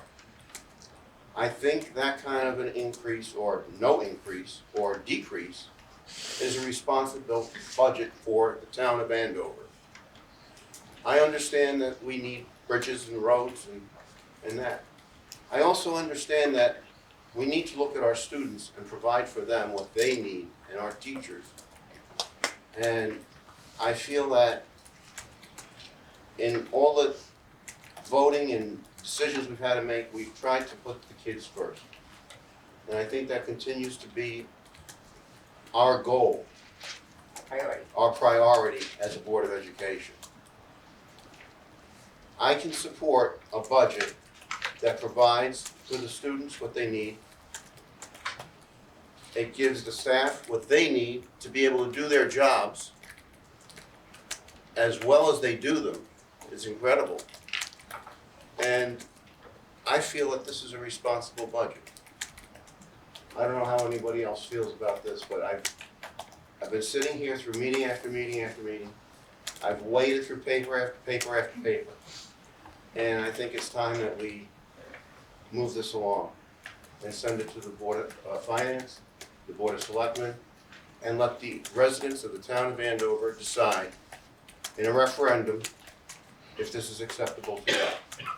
Well, before it gets there, the Board of Finance is going to have a look at it, and they would make a determination as to whether or not it's acceptable to them, and whether or not to send it back to the Board of Education for further consideration.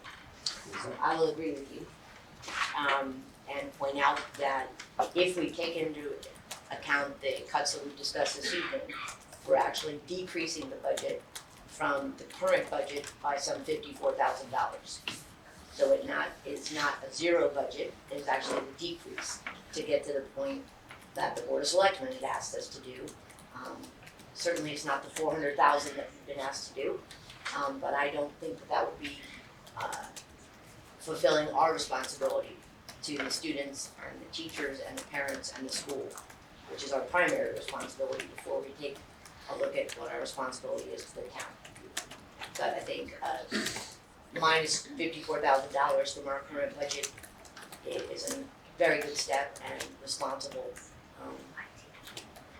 to our responsibilities to, yes, Dan? I'll let you. Yep. Do you know, town-wide wise, Village just passed today, I believe it was, on transportation and infrastructure and stuff like that. Do you know anything about that and if that's gonna help? I was at the legislature today, but I didn't stay around for the vote, so I don't know. I think on the point that you're making about, you said this before about passing a responsible budget, we have school to run. The fact we found out today, the school population went up, our budget went down. I mean, where more do you want us to go? We cut $50,000 from the budget. We've added, and in this school, obviously, every kid is dramatic. It's a small district, so by adding an extra 2, 3, 4, 5 kids, it makes a huge impact. And I think we even have room to where if, family or 2 more kids moved in, we aren't gonna have to dramatically affect the budget. I just hope that when we present the budget, we also not only explain the reductions that we made, the fact that this is increasing, but also the fact that, we aren't looking at this as our job's over. As Sally pointed out, we're gonna look and continue to explore options that make sense for the school, but also make financial sense as we, they kind of threw it at us. I understand they're a new board as we are largely. To ask for that reduction of more than 10% or $800,000 from the proposed budget in 1 year was not feasible, and I think they know that. We are going to continue to find ways to get as responsible budget as we can, but we have a budget to pass now. I think we can do that. What we still need to determine, and I think we have the placeholder for the dollar figure, but at some point we still need to determine what we're going to do as far as the role of superintendent. And I think that needs to happen That's gonna be discussed this evening, yep. And can that But I guess as long as we have a dollar value placeholder, we can still put forward a budget Correct. without having decided. ultimately We'll what keep we're it at the gonna 2.5 days if that's what we decide. Come up with a salary that we're willing to offer as far as the job responsibilities and the number of days, and then put that out as our budget. And as far as dealing with representation of this budget to the Board of Finance, that falls to Sally and to Laura and to myself. As far as making a presentation to the Board of Finance to advocate for the budget that we've passed. That's why I pointed out. And thank you guys for doing that. So is there any more discussion right now of the budget? This is the time to discuss it, or to take an action item in that regard later on in our agenda. Okay. Next would be the discussion of the creation of a climate committee. Yes, yeah, the item that we added, the school climate committee.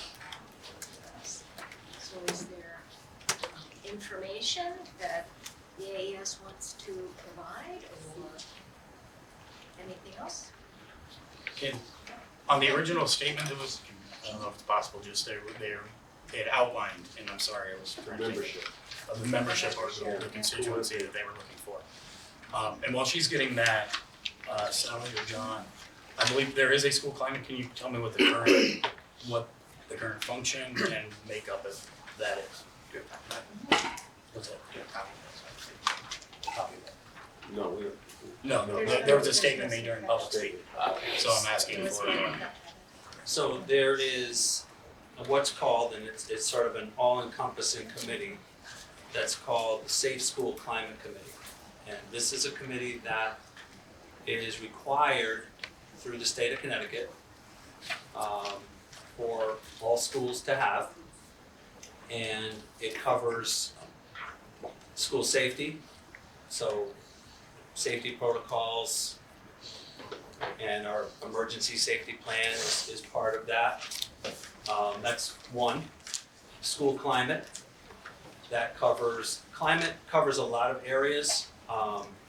It covers student morale, it covers, staff morale, overall climate.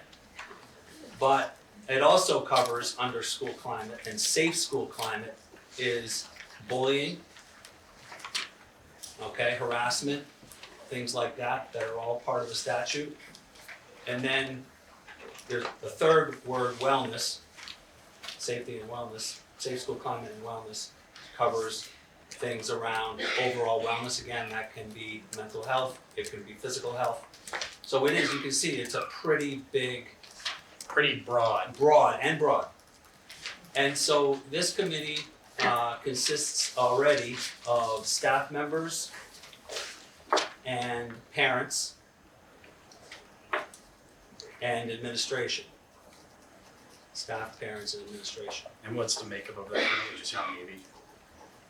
2 to 3 teachers, 2 parents, and 2 administrators. How often are you guys meeting? So we're scheduled to meet once a month. Are you guys meeting once a month?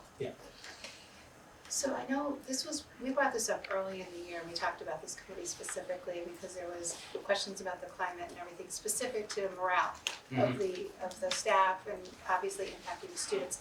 What progression have we made or to address that concern? Was a So there have been several meetings where morale has been discussed. At the last meeting that we had, we were talking about the climate surveys that we conducted last spring. We conduct climate surveys every year in the spring, where we survey the parents and we survey the staff. We take those surveys and we usually form like a subcommittee. And you remember we did the presentation back in October or November of the climate survey results? Yes. So those were discussed. One of our parents has been actively involved in coming to the meetings and has offered some suggestions and some ideas about ways that we can move things forward. And so we've met and we've tried to, start talking about some of those things, and actually suggestions have been made for this upcoming meeting for ways that we can, the most recent suggestion was that we would take those surveys that we did last year, look at those results as opposed to like starting something new or doing something new, and kind of trying to work through those a little bit deeper and find out like where the areas of improvement are that we can kind of move forward with. I met with another parent that's on the committee to go over the Safe School Climate Plan, because there's a Safe School Climate Plan that we have in place. And we compared we're in the process of comparing the Safe School Climate Plan with the state, actually not the state, CAVE came out with a recommended document. So we're comparing the two documents and seeing what we can take from the CAVE document and incorporate into our document so that we can kind of beef up the document that we already have. Or that's for like bullying and harassment and the reporting of bullying and investigations and things like that, but also creating a safe school climate. Some of the other things that tie into this are the social and emotional learning of students and character development of students, because that's all part, like we need to have a plan and we need to have a program in place to provide social emotional learning, character development as part of our safe school climate. So these are all things that are like ongoing and underway. If you're commissioning us to expand this committee, expand the membership, have more meetings, if you want us to come back to you with, some goals and target objectives for things that we can accomplish between now and the end of the year, I'd be happy to do that. Well, Can I speak to it since I'm on the committee or no? No. Right. Ruler is, Ruler was part of this, yeah, so, which you got a presentation on. I was like, one of my concerns is the more broad you get, the less you get into details and specifics. So if the concern is regarding climate, would it make, a subcommittee or something that actually focuses on that rather? Because this handles everything from bullying to wellness, student morale, it seems like state reported, state requirements. So is there enough time being focused on, the more broad you get, the less time you can spend on an individual item? And obviously it's been brought up, a few times. Does it make sense to, whether, I'm not a fan of creating committees for the sake of creating committees, but. And it needs more time, obviously, for teachers, parents, everybody to get involved, so that. And having, The additional membership that the Andover Education Association requested, and the request made by Ms. Leteska this evening was teachers, parents, board members, and administration. So I don't know. But a new committee, if I'm correct, right? Like a separate, so we're Correct. kind of we're extracting So what I was- something that's in there and we're putting it in its own. What I was gonna suggest is that if it's a new committee, we don't need to recreate the wheel as far as creating a new committee. We create a subcommittee and add to the committee on school climate. To create a subcommittee that solely addresses climate is what I understand the concern is, yes? Yeah. The primary concern? Right, we want to address the surveys that have been done in the past. are you talking about the school sponsored survey? The school sponsored survey and also the one that our union did last year.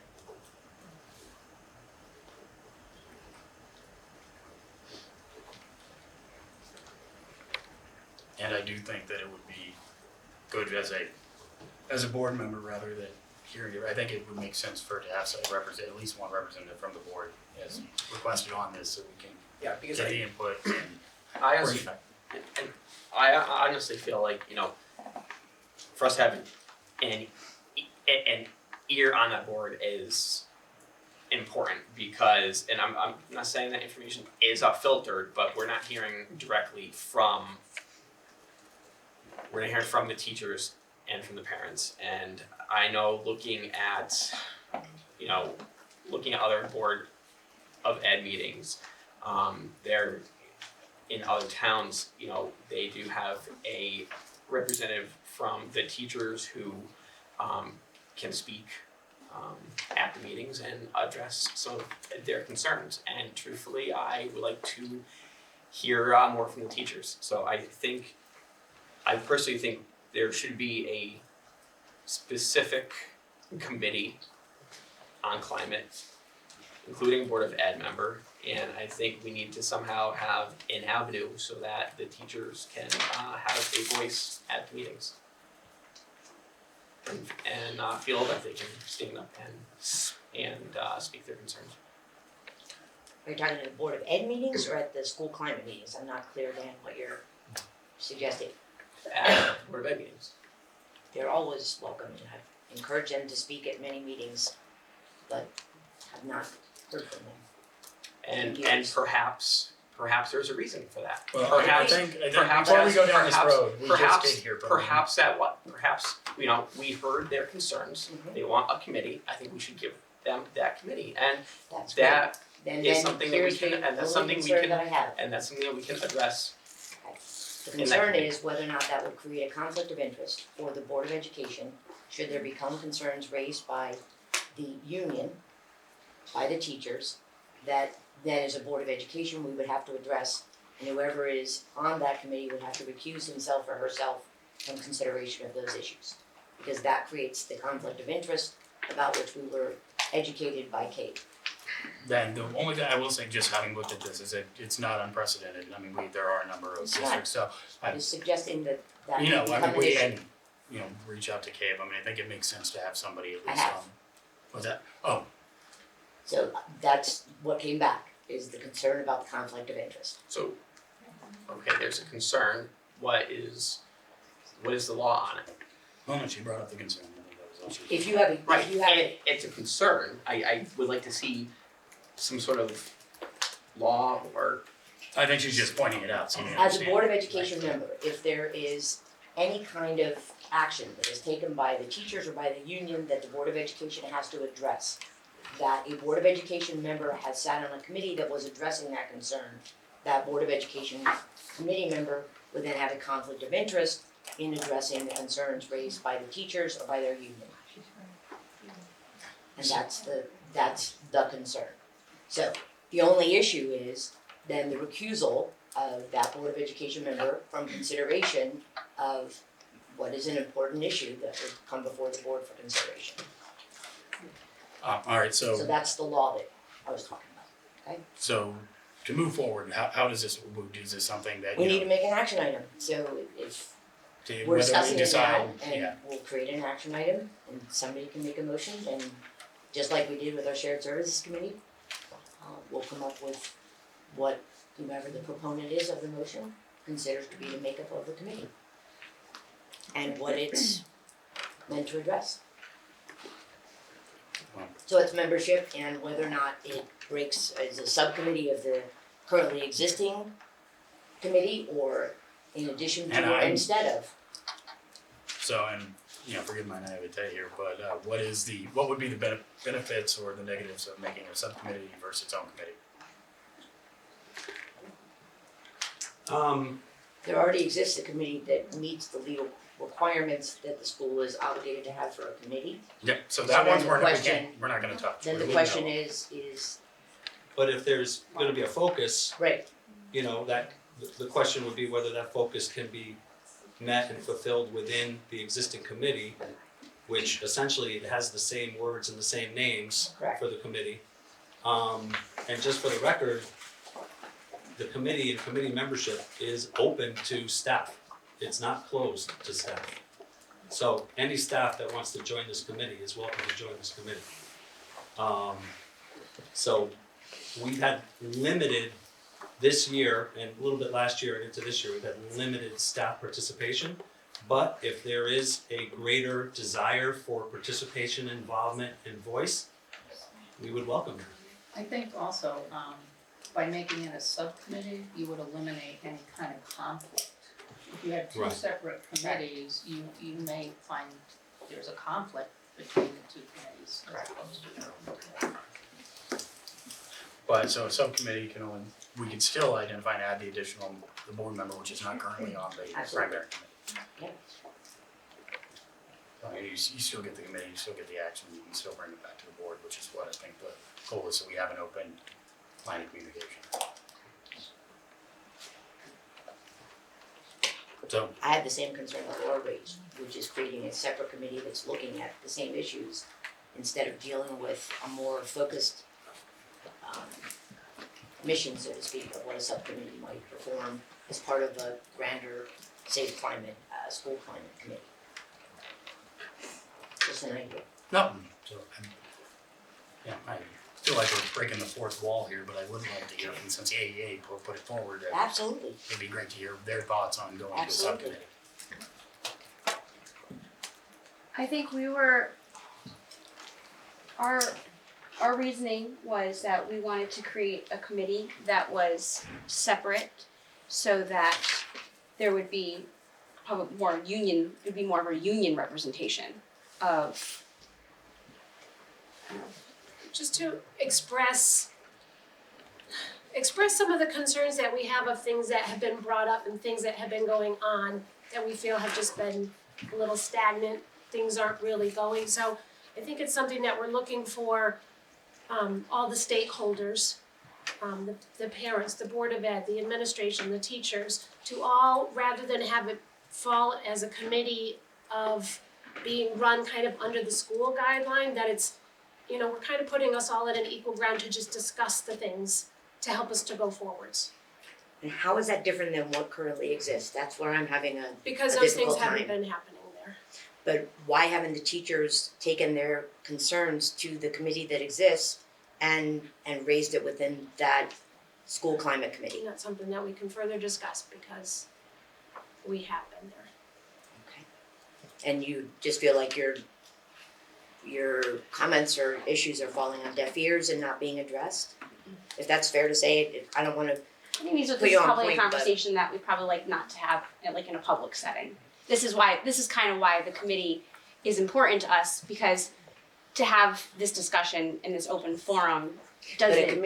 any committee that exists is a public committee, so anybody can show up and Right, but be we part have of the committee. we have an audience, and we would like to have an honest conversation without per se an audience. What I'm trying to suggest is that under freedom of information and whatnot, Which you're I in- completely you're- understand, yeah, you're but- required to be Yes. open and have an audience and have an agenda and invite the public to participate, which is what I've tried to encourage in these Board of Education meetings for you as And we representatives also of have the our own staff to do it. guidelines. We also have our own guidelines that we have been suggested, and so there is the balance of your guidelines, our guidelines, and so feeling like we're meeting in the middle is creating this committee, which is why we're here. So is that it a we can meet committee in the that's gonna middle. exist pursuant to your union, or are you suggesting a Board of Education committee? Or how is it gonna be different than what exists? This is a request that we proposed to the Board of Ed. I Okay. think the Board of Ed has heard our statement, and this is something for you to decide to go forwards and how to decide. Well, I think, a lot of this discussion, a lot of this gets solved whether it's adding, Board of Ed again is part of that committee and at least has input wherever, I don't know where that committee falls, that's what I was confused about, whether it's a subcommittee Right. of the current committee made up of, what was requested, does that not address the request? Would there be an issue of it being a committee versus subcommittee? As I'm understanding, the committee is open to, basically anyone could be on the subcommittee, correct? Any of the staff? Yeah. The teachers? So it would still be made up of the board member. So I think to Parents and Jenny's teachers. point is that we were I think the idea is that it wouldn't be a school-run committee. And so just thinking of how the school-run committee has functioned, if we were to separate from that, then we feel like perhaps our issues could be addressed. I mean, I hate to say it, but no matter how you cut it, it's a school run committee. I mean, whether it's Board of Ed or the teachers, but I understand, if you're voicing concern, I can tell you right now, I probably am not voicing all my concerns to the person I'm voicing to is my boss. I'm probably not gonna complain directly to them with no one else there. So I can understand just having a Board of Ed as a neutral third party or somebody else to so you can hear and not fear that you're gonna, there are a lot of things I'd like to tell my boss and yet I haven't told him. So, if I had somebody neutral there and I knew I was directed. What's that? Oh. I'll get it. But I think that it makes sense to have a board member as part of it. I just don't see that. I guess I'm missing the benefit of separating it out of it, like making it a subcommittee or not making it a subcommittee. I don't think. If it can be done that way, perfectly fine. We can, it sounds like it can be, right? It can still have the same makeup that was requested as a subcommittee, correct? Correct. What I read was what the AEA asked, which is parents, teachers, board members, administration, which is the makeup other than the board members of the current committee. I understand they're asking for a separate committee, and whoever wants to make a motion in that regard is free to do so. The concern again is whether or not you're gonna have two conflicting committees under the same auspices that are supposedly dealing with the And my climate in the school. concern is whether or not we want to address it. I mean, we're hearing the issues offline. And that drives me crazy. Because I hate, I don't want to hear it over here, and then I can't talk about it over here, and I can't say, why not just have the open line of communication? So, and I'll volunteer to be on it if that's the case, and I'll recuse myself if it comes up to any of it. That would make my life easier. Do you guys necessarily? You guys just want more of a voice and be able to feel that you can voice your concerns. Now, do you necessarily feel that has to be done through a committee? If you're running into a roadblock with that? Well, I think part of what we're Shannon, trying to address. what's that? Looking at Lisa. Listen, It seemed like you were Just discouraged by. I'm looking at Lisa and commenting on something that we talked about a while ago. Thank you. Go ahead, please. I think part of what we're trying to address is that there have been surveys that have been done in the past. We also created our own survey. There perhaps has been even another survey that was done recently by another party, and we are just trying to have a forum where the issues that seem to be coming up again and again can be addressed. And I don't know if necessarily the Board of Ed meeting is the place for that. And I understand that, yes, there is a current climate committee, and the discussion on whether or not we have felt like that climate committee that exists was the appropriate place for this, again, is probably something that we can further discuss at another time.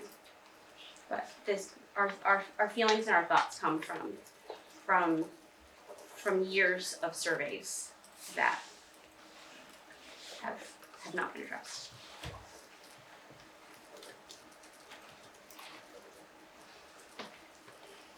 I guess my question too is, has this been, or is this something that you go to your union rep, your union for, and have you done that? Yes. And they've done nothing? Um, Or what are they suggesting? well, their part of their suggestion was the climate survey that we did in the spring of last year and submitted over the summer. And then what did they say from that? Well, What was their next steps for you? their next step was hoping that there would be steps from the board.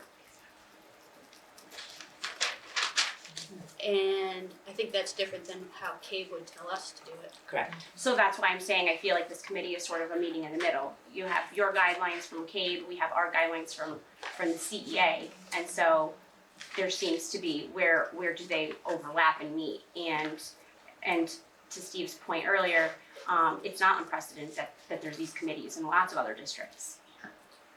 Many districts do have committees that include board members, teachers, and administration. Could you provide us with those other district names? Definitely. That would be great. Yeah. And I can name one off the top of my head right now, Woodstock. well, if you could get me, Yeah. several, that would be great. Shannon, is there anything in CAPE rules that would prevent us from maybe meeting with their organizer and discussing what possibilities that we can take from here?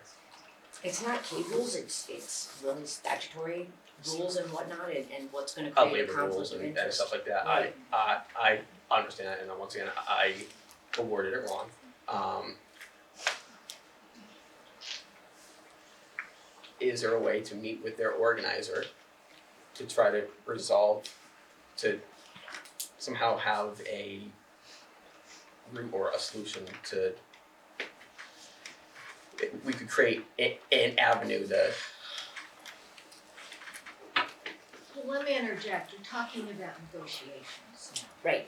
Okay. No, I'm We just, start negotiating. I'm trying to find a common road here. There's a concern I know, here, I there's know. a concern here. I'm trying to meet in the middle and I'm trying to solve a problem here. I'm throwing an idea out. So, Shannon, Well, what are some recommendations that you can think of that we can do? I think I'm gonna say, before I do anything more than make a suggestion, is my concern. And that is this, that is, if the teachers are unwilling to bring their concerns to the board in an open forum, and yet they're proposing that we create yet another climate committee that also involves the administration, whether or not, hold on, we're gonna go down the road of exactly what Sally just said, which is, it's going to start looking like union negotiations But they, and creating potentially a conflict of interest when we come to consider their contracts as far as a Board of Education. but And they, working conditions are part of negotiations. They are part of the but they contract have, negotiations. they have voiced these concerns to us in that survey that we got months ago that we And that was inappropriate for them to do that, as Kate told us. That may have been what their union told them. It was not an appropriate way to address the issues they were addressing, which is what we have said to the teachers. They are to bring they file grievances through their union.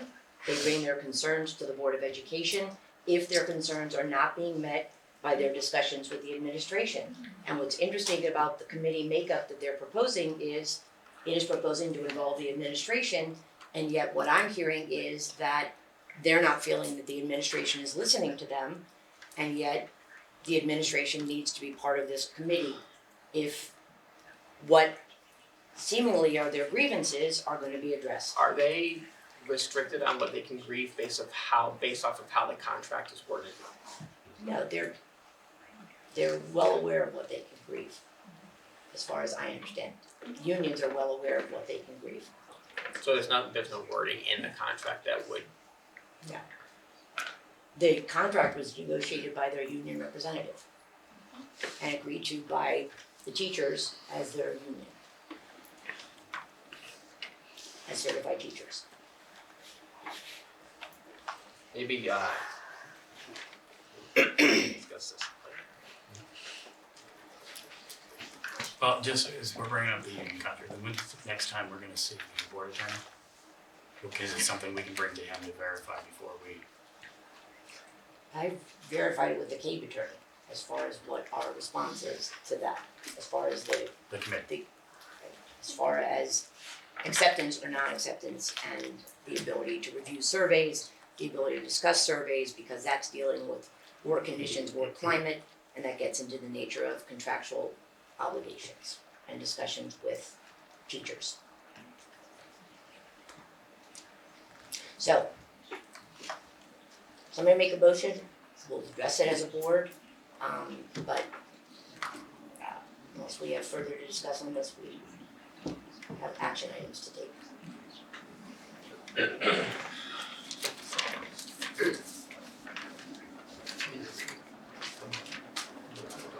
So our next, I think we're still discussing. Oh, I'm sorry.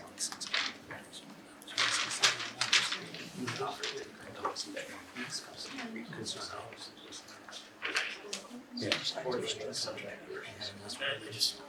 It needs to stop, however it's gonna stop.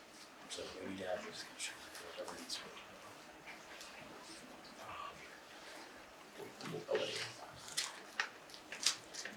Can we not have side discussions? If we're gonna have them, let's have discussions among the board, please. So when I address asked it you, to the so board. when I asked you before, what you had said, you said that you were I having a looked at discussion Lisa with her. because we'd had a discussion about the climate and the climate committee. Alright.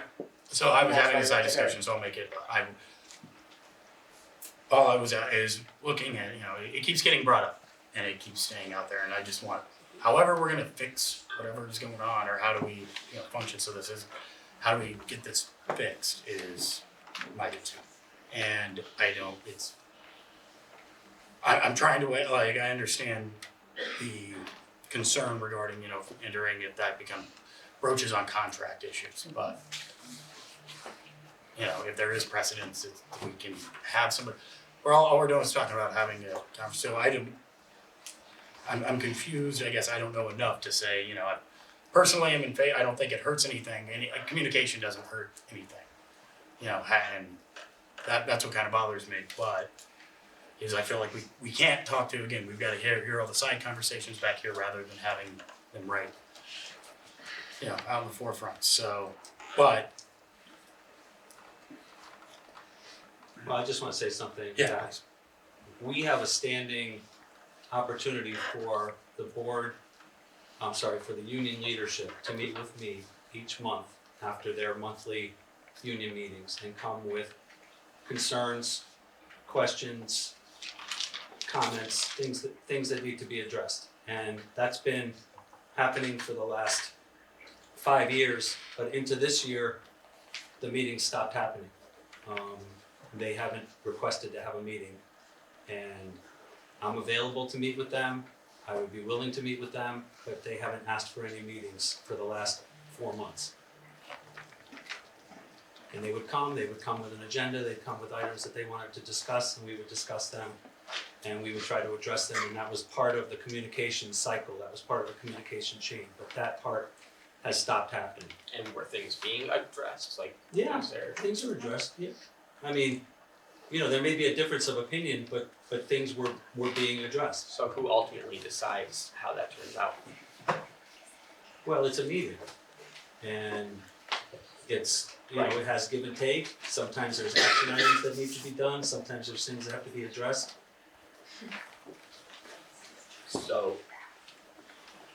So they're just meeting with you? They would just meet with me, yes. So Sally wasn't involved? We could involve Sally, but she hasn't been Because involved. ultimately, like, they're, you know, it's just, Well, if it was, you know, if that was important to have both Sally and I in the room for a meeting like that, we could arrange that. So, I'm the only former teacher on this board, and the only teacher who's had experience of this kind in my job. And we had quite a structure in South Windsor. And the structure was, there was a principal's advisory committee, and union reps, whoever we chose to do this would meet with the staff, and they would make a list, and they would go to the principal and talk about the issues. They in turn would send out a communication to all the staff. We spoke to the principal, this is what he said, this is what he said he's gonna do, and this is how it's resolved. We also had a superintendent's advisory committee, and we had union rep, met with the superintendent. Same thing. They would call a meeting of the staff. What do you want me, I got a superintendent's advisory meeting coming up, what do you want me to discuss? Give them a list. When they came back from their meeting, they'd send out an email to all of us. Here's what we told the superintendent, here's what we discussed, and here are the results. As far as, that was between teachers and administration. As far as parents or PTO or that part of the community was not included in this conversation. This was strictly between staff and administration. And it never really involved the board members because it would get reported out. And actually in South Windsor, all board minutes were provided to all staff. And the communication was unbelievably awesome. And I think that's what we're needing here in this community. This is a small community. We need an open communication. We all want to feel like we've been heard, that we've been listened to, that we count. And I think that anything that we put in place to help that take place is going to be wonderful for not only our community, but the bottom line is the kids. The last thing you want is a disgruntled staff member dealing with your child.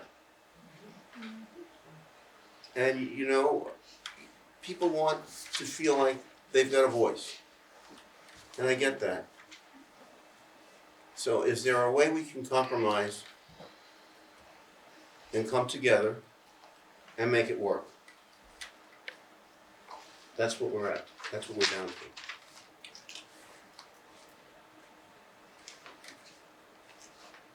So, I said what?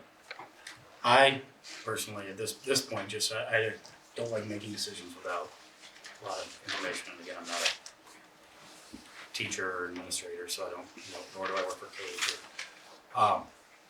I'd seen just by looking at other schools that these existed. I think that what, I'd like to do is maybe table this to next month with bringing forward, see how this is, see what's been implemented in other districts. Possibly if we can, if I reach out to you with here's a couple districts that we found, can you reach out to CABE and find out how are they able to negate maybe some of the issues? And then have a discussion on that at the next meeting to create the committee. Or determine how. I think, just having thought about this and after Dan's prompting, a possible way that we could address this, and I'll ask Kate about it, is to have just a board meeting with AEA reps or whoever wants to attend the meeting and have a dialogue. I don't know if that's gonna get into contract negotiations. I have to confirm that that would be acceptable to, not enter into that stuff, but I don't see why we can't have a dialogue. If it doesn't want to occur in this format, in this forum, maybe that's something we could do.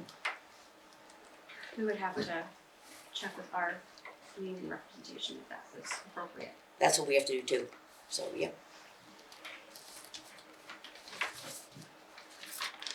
So, can we I'd like to make sure there's that on the agenda next. Yep. next month.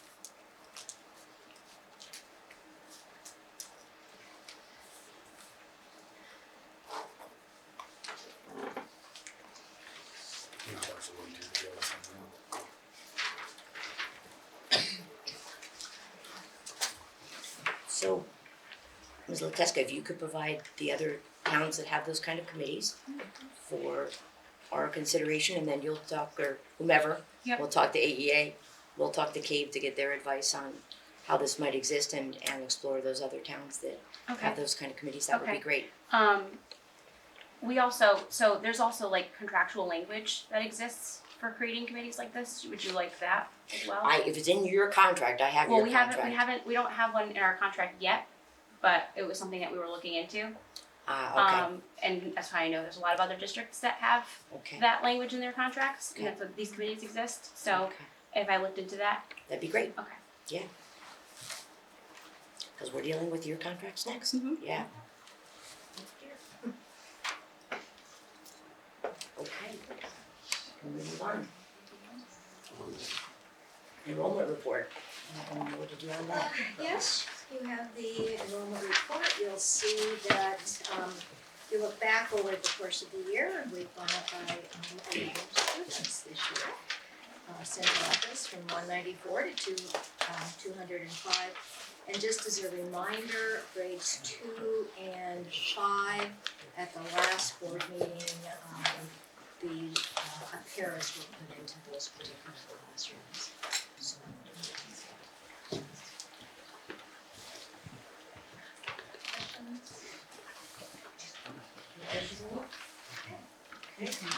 Financial report. Sorry. And then you have a packet of financial information that has been presented by Lauren. It includes more detail that was requested before. So this is the second time that you see this kind of format with the additional types of breakouts of the budget, for those looking at the budget. So, questions, and Laura, do you want to add anything? Laura, do you need to add anything? No, as we get closer to the year end, we're trying to sift through where things are gonna fall out. So So at the moment, we still have, 345 left to, that's not contractually obligated at this Encumbered point. yet. Yeah, so that needs to get us through June 30th. So no, there's nothing that's like really popping out at this that's unusual.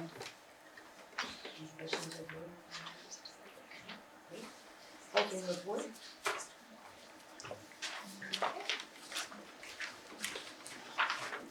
And the next item, we kind of talked about health already, but this is the health services summary, and again, just to repeat, as of today, there have not been students who have presented any virus symptoms according to our school nurse.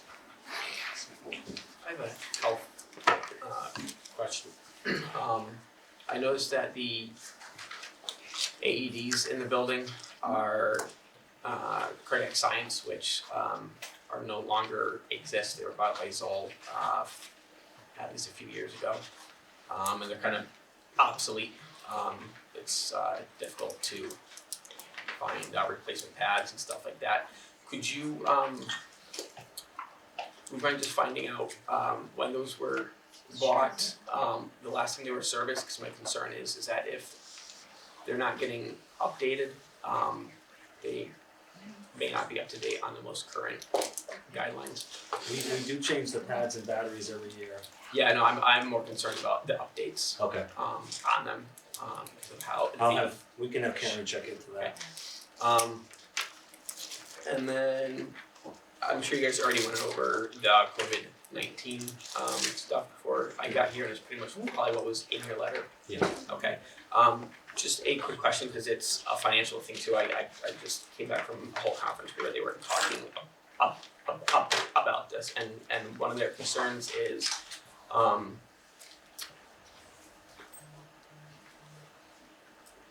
as far as the sick leave and stuff like that goes, is there any planning or anything like that as far as if staff get sick, how we're gonna address different options if they're exposed? Not yet. Okay.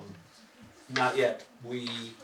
I was on a 1 hour conference call, I said this earlier, but with Eastern Highlands Health District. They had all school administrators on that call.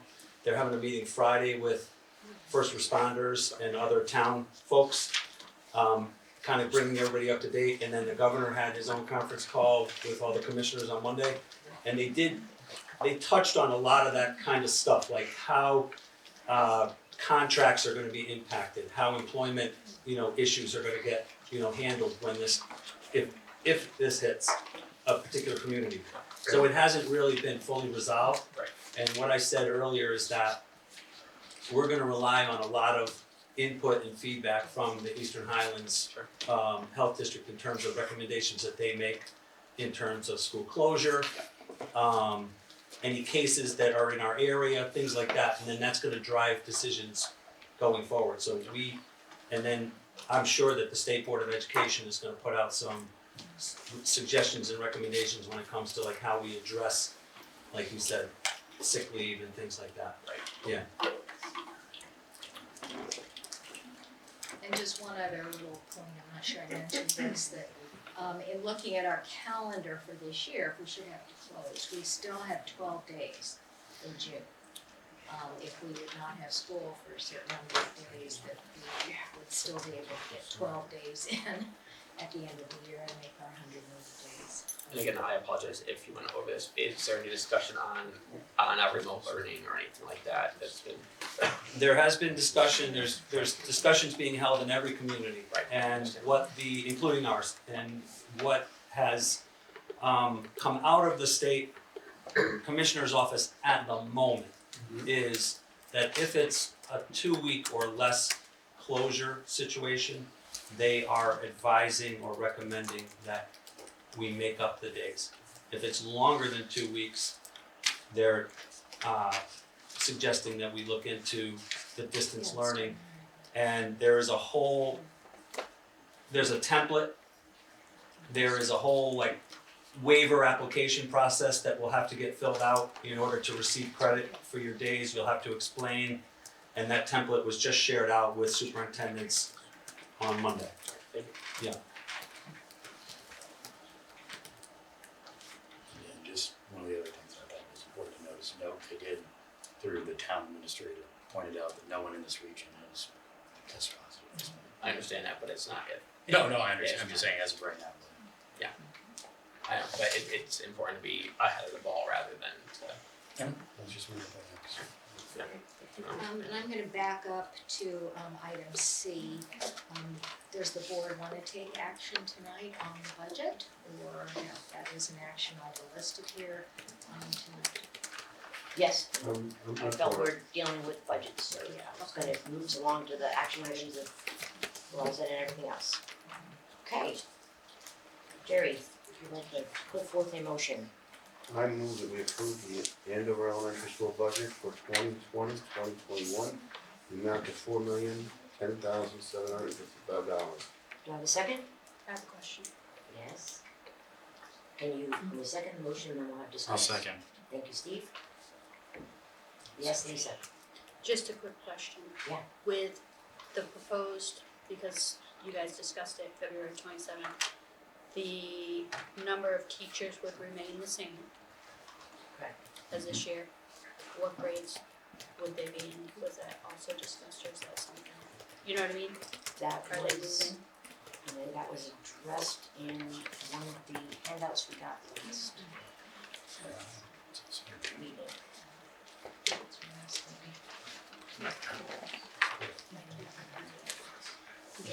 I'm just trying to remember.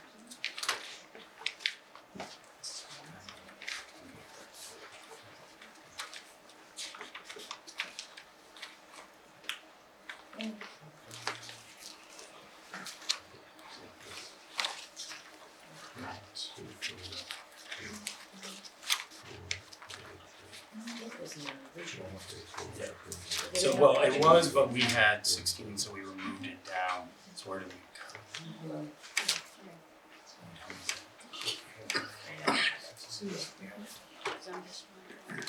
Do you have this or something? Yes, but we had a revised one, John, after we addressed the not continuing on with those other two. Hold on, That was you. yes, I know I read that. I don't know which one you have. I have one that. I can read down the Did I just numbers. see it really quick? Yeah. You're talking about the 14 one, John? Or- Yeah, well, this That's is the- keeping all the same numbers. keeping all the number of same numbers, teachers. but this goes from 16 classrooms to Gotcha. 14. That's what I wanted to see. Yeah. Okay. Yeah, that makes sense. Here we go. 5C2. So 3 pre-K. Yep. 2 kindergarten, 2 grade 1. 1 grade 2? Right, because we're sticking with this, right? Correct. Oh, wait a minute. John, this is what's the confusing, because this is current, and then This we've is got the original actual. projected number of classes, Right. and we're not sticking with the pre-K into the K. So, 5C2, is that what you have? Yeah, yes. But we're not going to 13, we're sticking with 14. So does the only thing that changes then is the 3 pre-K, and everything else is as projected for next year? Yes. So that would be 3 pre-K, 2 kindergarten, 2 grade 1, 2 grade 2, 2 grade 3, 1 grade 4, 1 grade 5, and 1 grade 6? Is that what you have? That's what is on this handout, Lisa. And the only difference between this handout, which is from the 5th, is that instead, we're not going from 3 pre-K to 2 pre-K. We're sticking Okay. with 3 pre-K. Is there any more discussion about the motion that's pending? All those in favor? All those opposed? I was You aye? 600. Do I have a motion with regard to use of the school gym for voting this November? Is school closed on election day? No.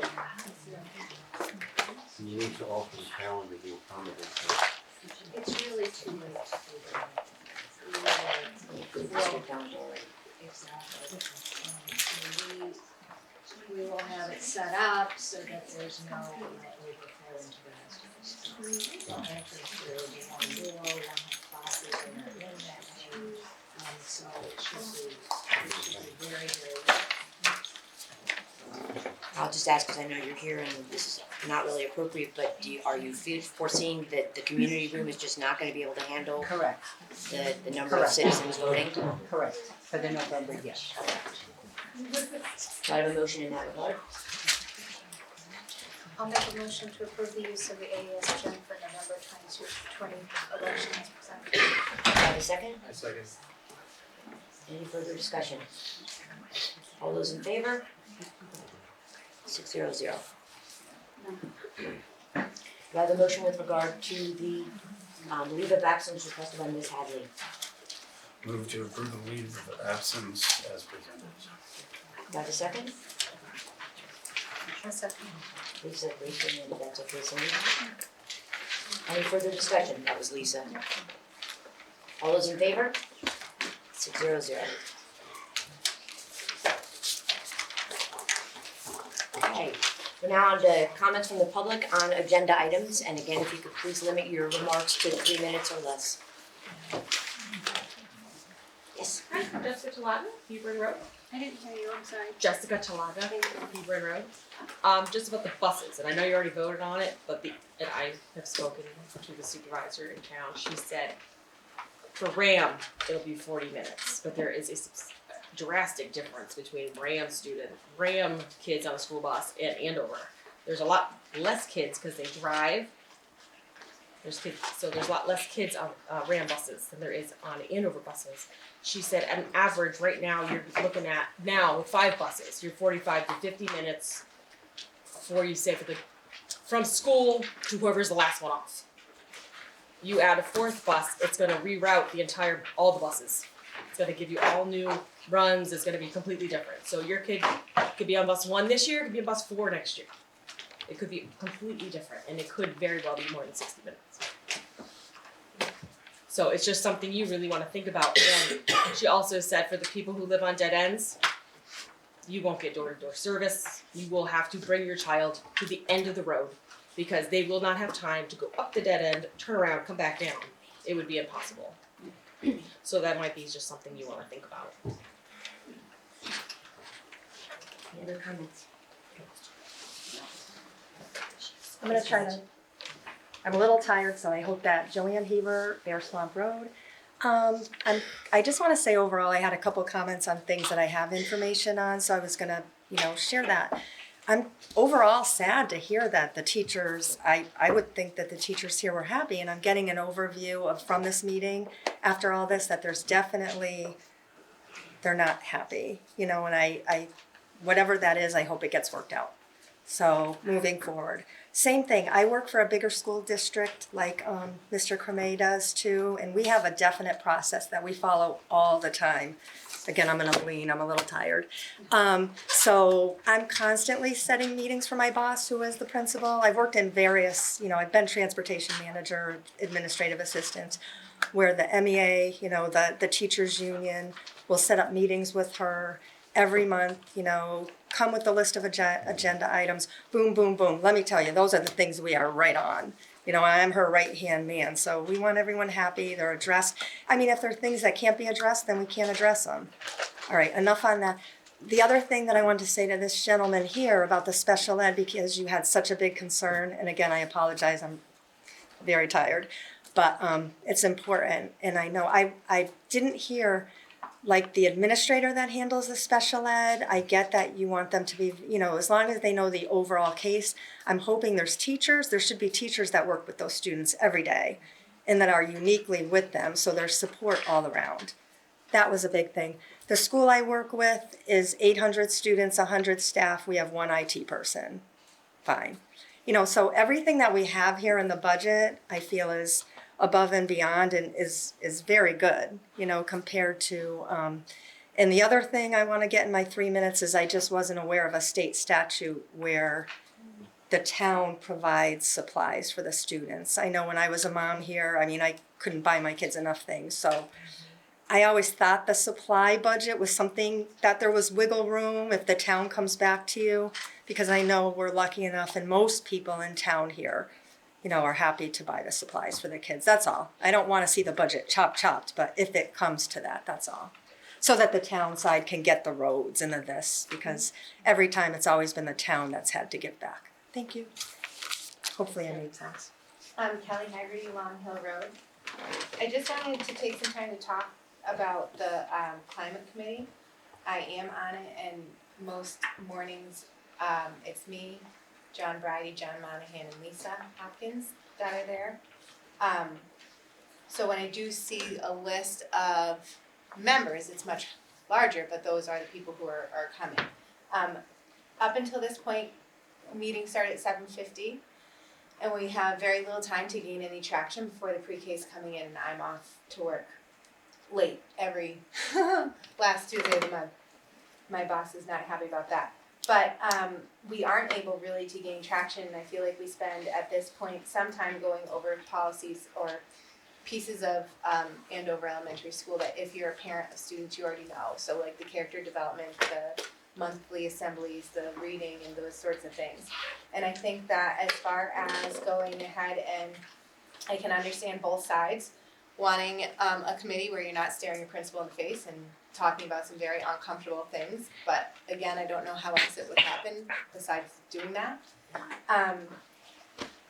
Being put in that position though, I think there does need to be some safeguard, because as a teacher, speaking directly to my superior, I would be concerned about what my morning's going to look like the next time I walk inside of that school, and that's just something that if the climate is already one that is struggling, that's a real possibility.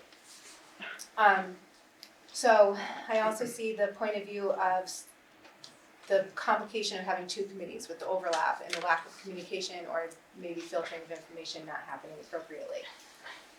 But I do think that there could be, an action plan, there could be an agenda, there could be a set of goals, so to speak, that need to be addressed within a timely manner with, a timestamp connected to each one. I think in doing that and having voice from everyone, it could be a common ground. But as far as this falling into contractual things, the conditions of the school fall under the contract and therefore go into negotiations with their union. The climate of the school is different, and therefore it does get vague, but it is not contractual unless it is a climate concern that is against a specific individual or an issue with a specific individual. If it then is open to the entire feel of the building, again, you're sort of in undefined territory, but if it's not a working condition, it's not a union concern or a contractual concern, and therefore should be something that the board or the committee should be able to speak openly about. So just some food for thought there. And the time frame, it's just trying to jam everything in. And like I said, we leave often with more to-dos than we get done. So maybe the time of the day isn't the best, but I also understand you're trying to fit as much as you can into the workday. Anybody else? Yes, Kathy. I wanted to say, Kathy Blassie. Last name. oh, I'm sorry, Kathy Blassie, Yeah, I'm easy. Hutchison Road. I wanted to say that I've been listening to this about the budget, and I personally agree with Jerry Creme to the fact that I think that you really have to, I think you've done a good job with the budget. I think you tried to do as much as you could do for cutting. But I urge you not to do away with the things for the children that they need for education. And I'm a big fan of education for children. And I'm very disappointed with RAM, and they will hear about that. That the fact that I don't mind that everyone comes in with an increase when they need, but I resent the fact that money wasn't put into education but put into athletics. I think it's great to have the athletics, but I think the education has to come first. So Jerry, I compliment you on exactly understanding the problem. That was great. Thank you. Secondly, I wanted to say thank you, Shannon, for trying to keep a very good order, as you always have done. And lastly, I want to say to the teachers that I love your red shirts, and I think that you are right. You need to be heard. They need to be satisfied. I want to see that happen, because if you're not happy with what you do, you know it's going to reflect on your job performance. So I think you really have to try hard to get that all settled, and I'm sure you will. So thank you very much, Jerry, for that information on the education. Thank Anybody else? I'm sorry, I got one more. Do you still have my name? Jessica Talaga? Okay. Just, because it triggered a thought in my head. My daughter receives every service that this school can provide. And it's always been excellent. She's got everything we've ever asked for. As far as Holly, in that position, I don't think she has enough time. There's not enough time to do everything she may get it all done, but I don't think there is enough time. She's scheduling PPTs right now. The stress I heard in the voice when they were trying to schedule, because right now my daughter's in 6th grade, so she's going to RAM. So it's not just me and my husband that have to go. It's OT, it's PT, it's speech, it's special ed, and now RAM, plus the teacher, plus Holly, all in one room. Okay, so mind you, that's like a couple hours too. So in her 1.5 days of work, it's just something to think about if you're gonna maybe merge some things together or whatever going in the future. She could probably definitely use more time, because she does do a fantastic job. Yeah. Anybody else? Can I speak to that too? So you just said something that's surprising to me too, that in this district we have our administrators doing that. In the district that I work, we have secretaries that do that, so that. Oh no, it was a secretary that was. Oh, okay. And you had No, said she was- Holly, she- so oh, when you sorry, said no. she's stressed, I'm like, I would hope. No, Diane was stressed. And I just wanted to say too that I like that the board was thinking of combining because we have 200 students here, looking at the administrative duties. I don't pretend to know how the school works now, but just when you think could we combine, I think that was smart questions. You know, that this one's doing this and this one's doing that. I didn't know we had a business manager here, so that's new to me, so again, that's it. I want to say a couple Paula of King, things. Old Farms Yep, Road. Paula, thank you. I wanted to say thank you for the past couple of days. I know that the school's been working hard on making sure the students and everybody who's coming in are safe. You're doing some great, going above and beyond with what's going on in the world now with I can't even say it, the coronavirus, right? So thank you for that. Thank you to the board and everybody for having your budget workshops. You guys are working your butts off to, we gave you a hard task, right? So I want to say thank you for working on the budget. And Jerry, awesome job with what you said tonight. And I appreciate everything you said about that. Coming from, I'm putting my mom hat on, so thank you for that. Again, the supplies, I'm scratching my head a little bit about the supplies. I know there was a state statute. Again, I didn't hear that there was a dollar amount in that state statute, so, I don't know if you can look in the future, have a teacher wish list. I'm sure that every parent, will say, hey, we'd rather see this for the kids and chip in for, whatever the teachers want. I know we want to keep it, reasonable, right? And I think our teachers don't look at it as a burden putting a list together. I know they're happy to do that.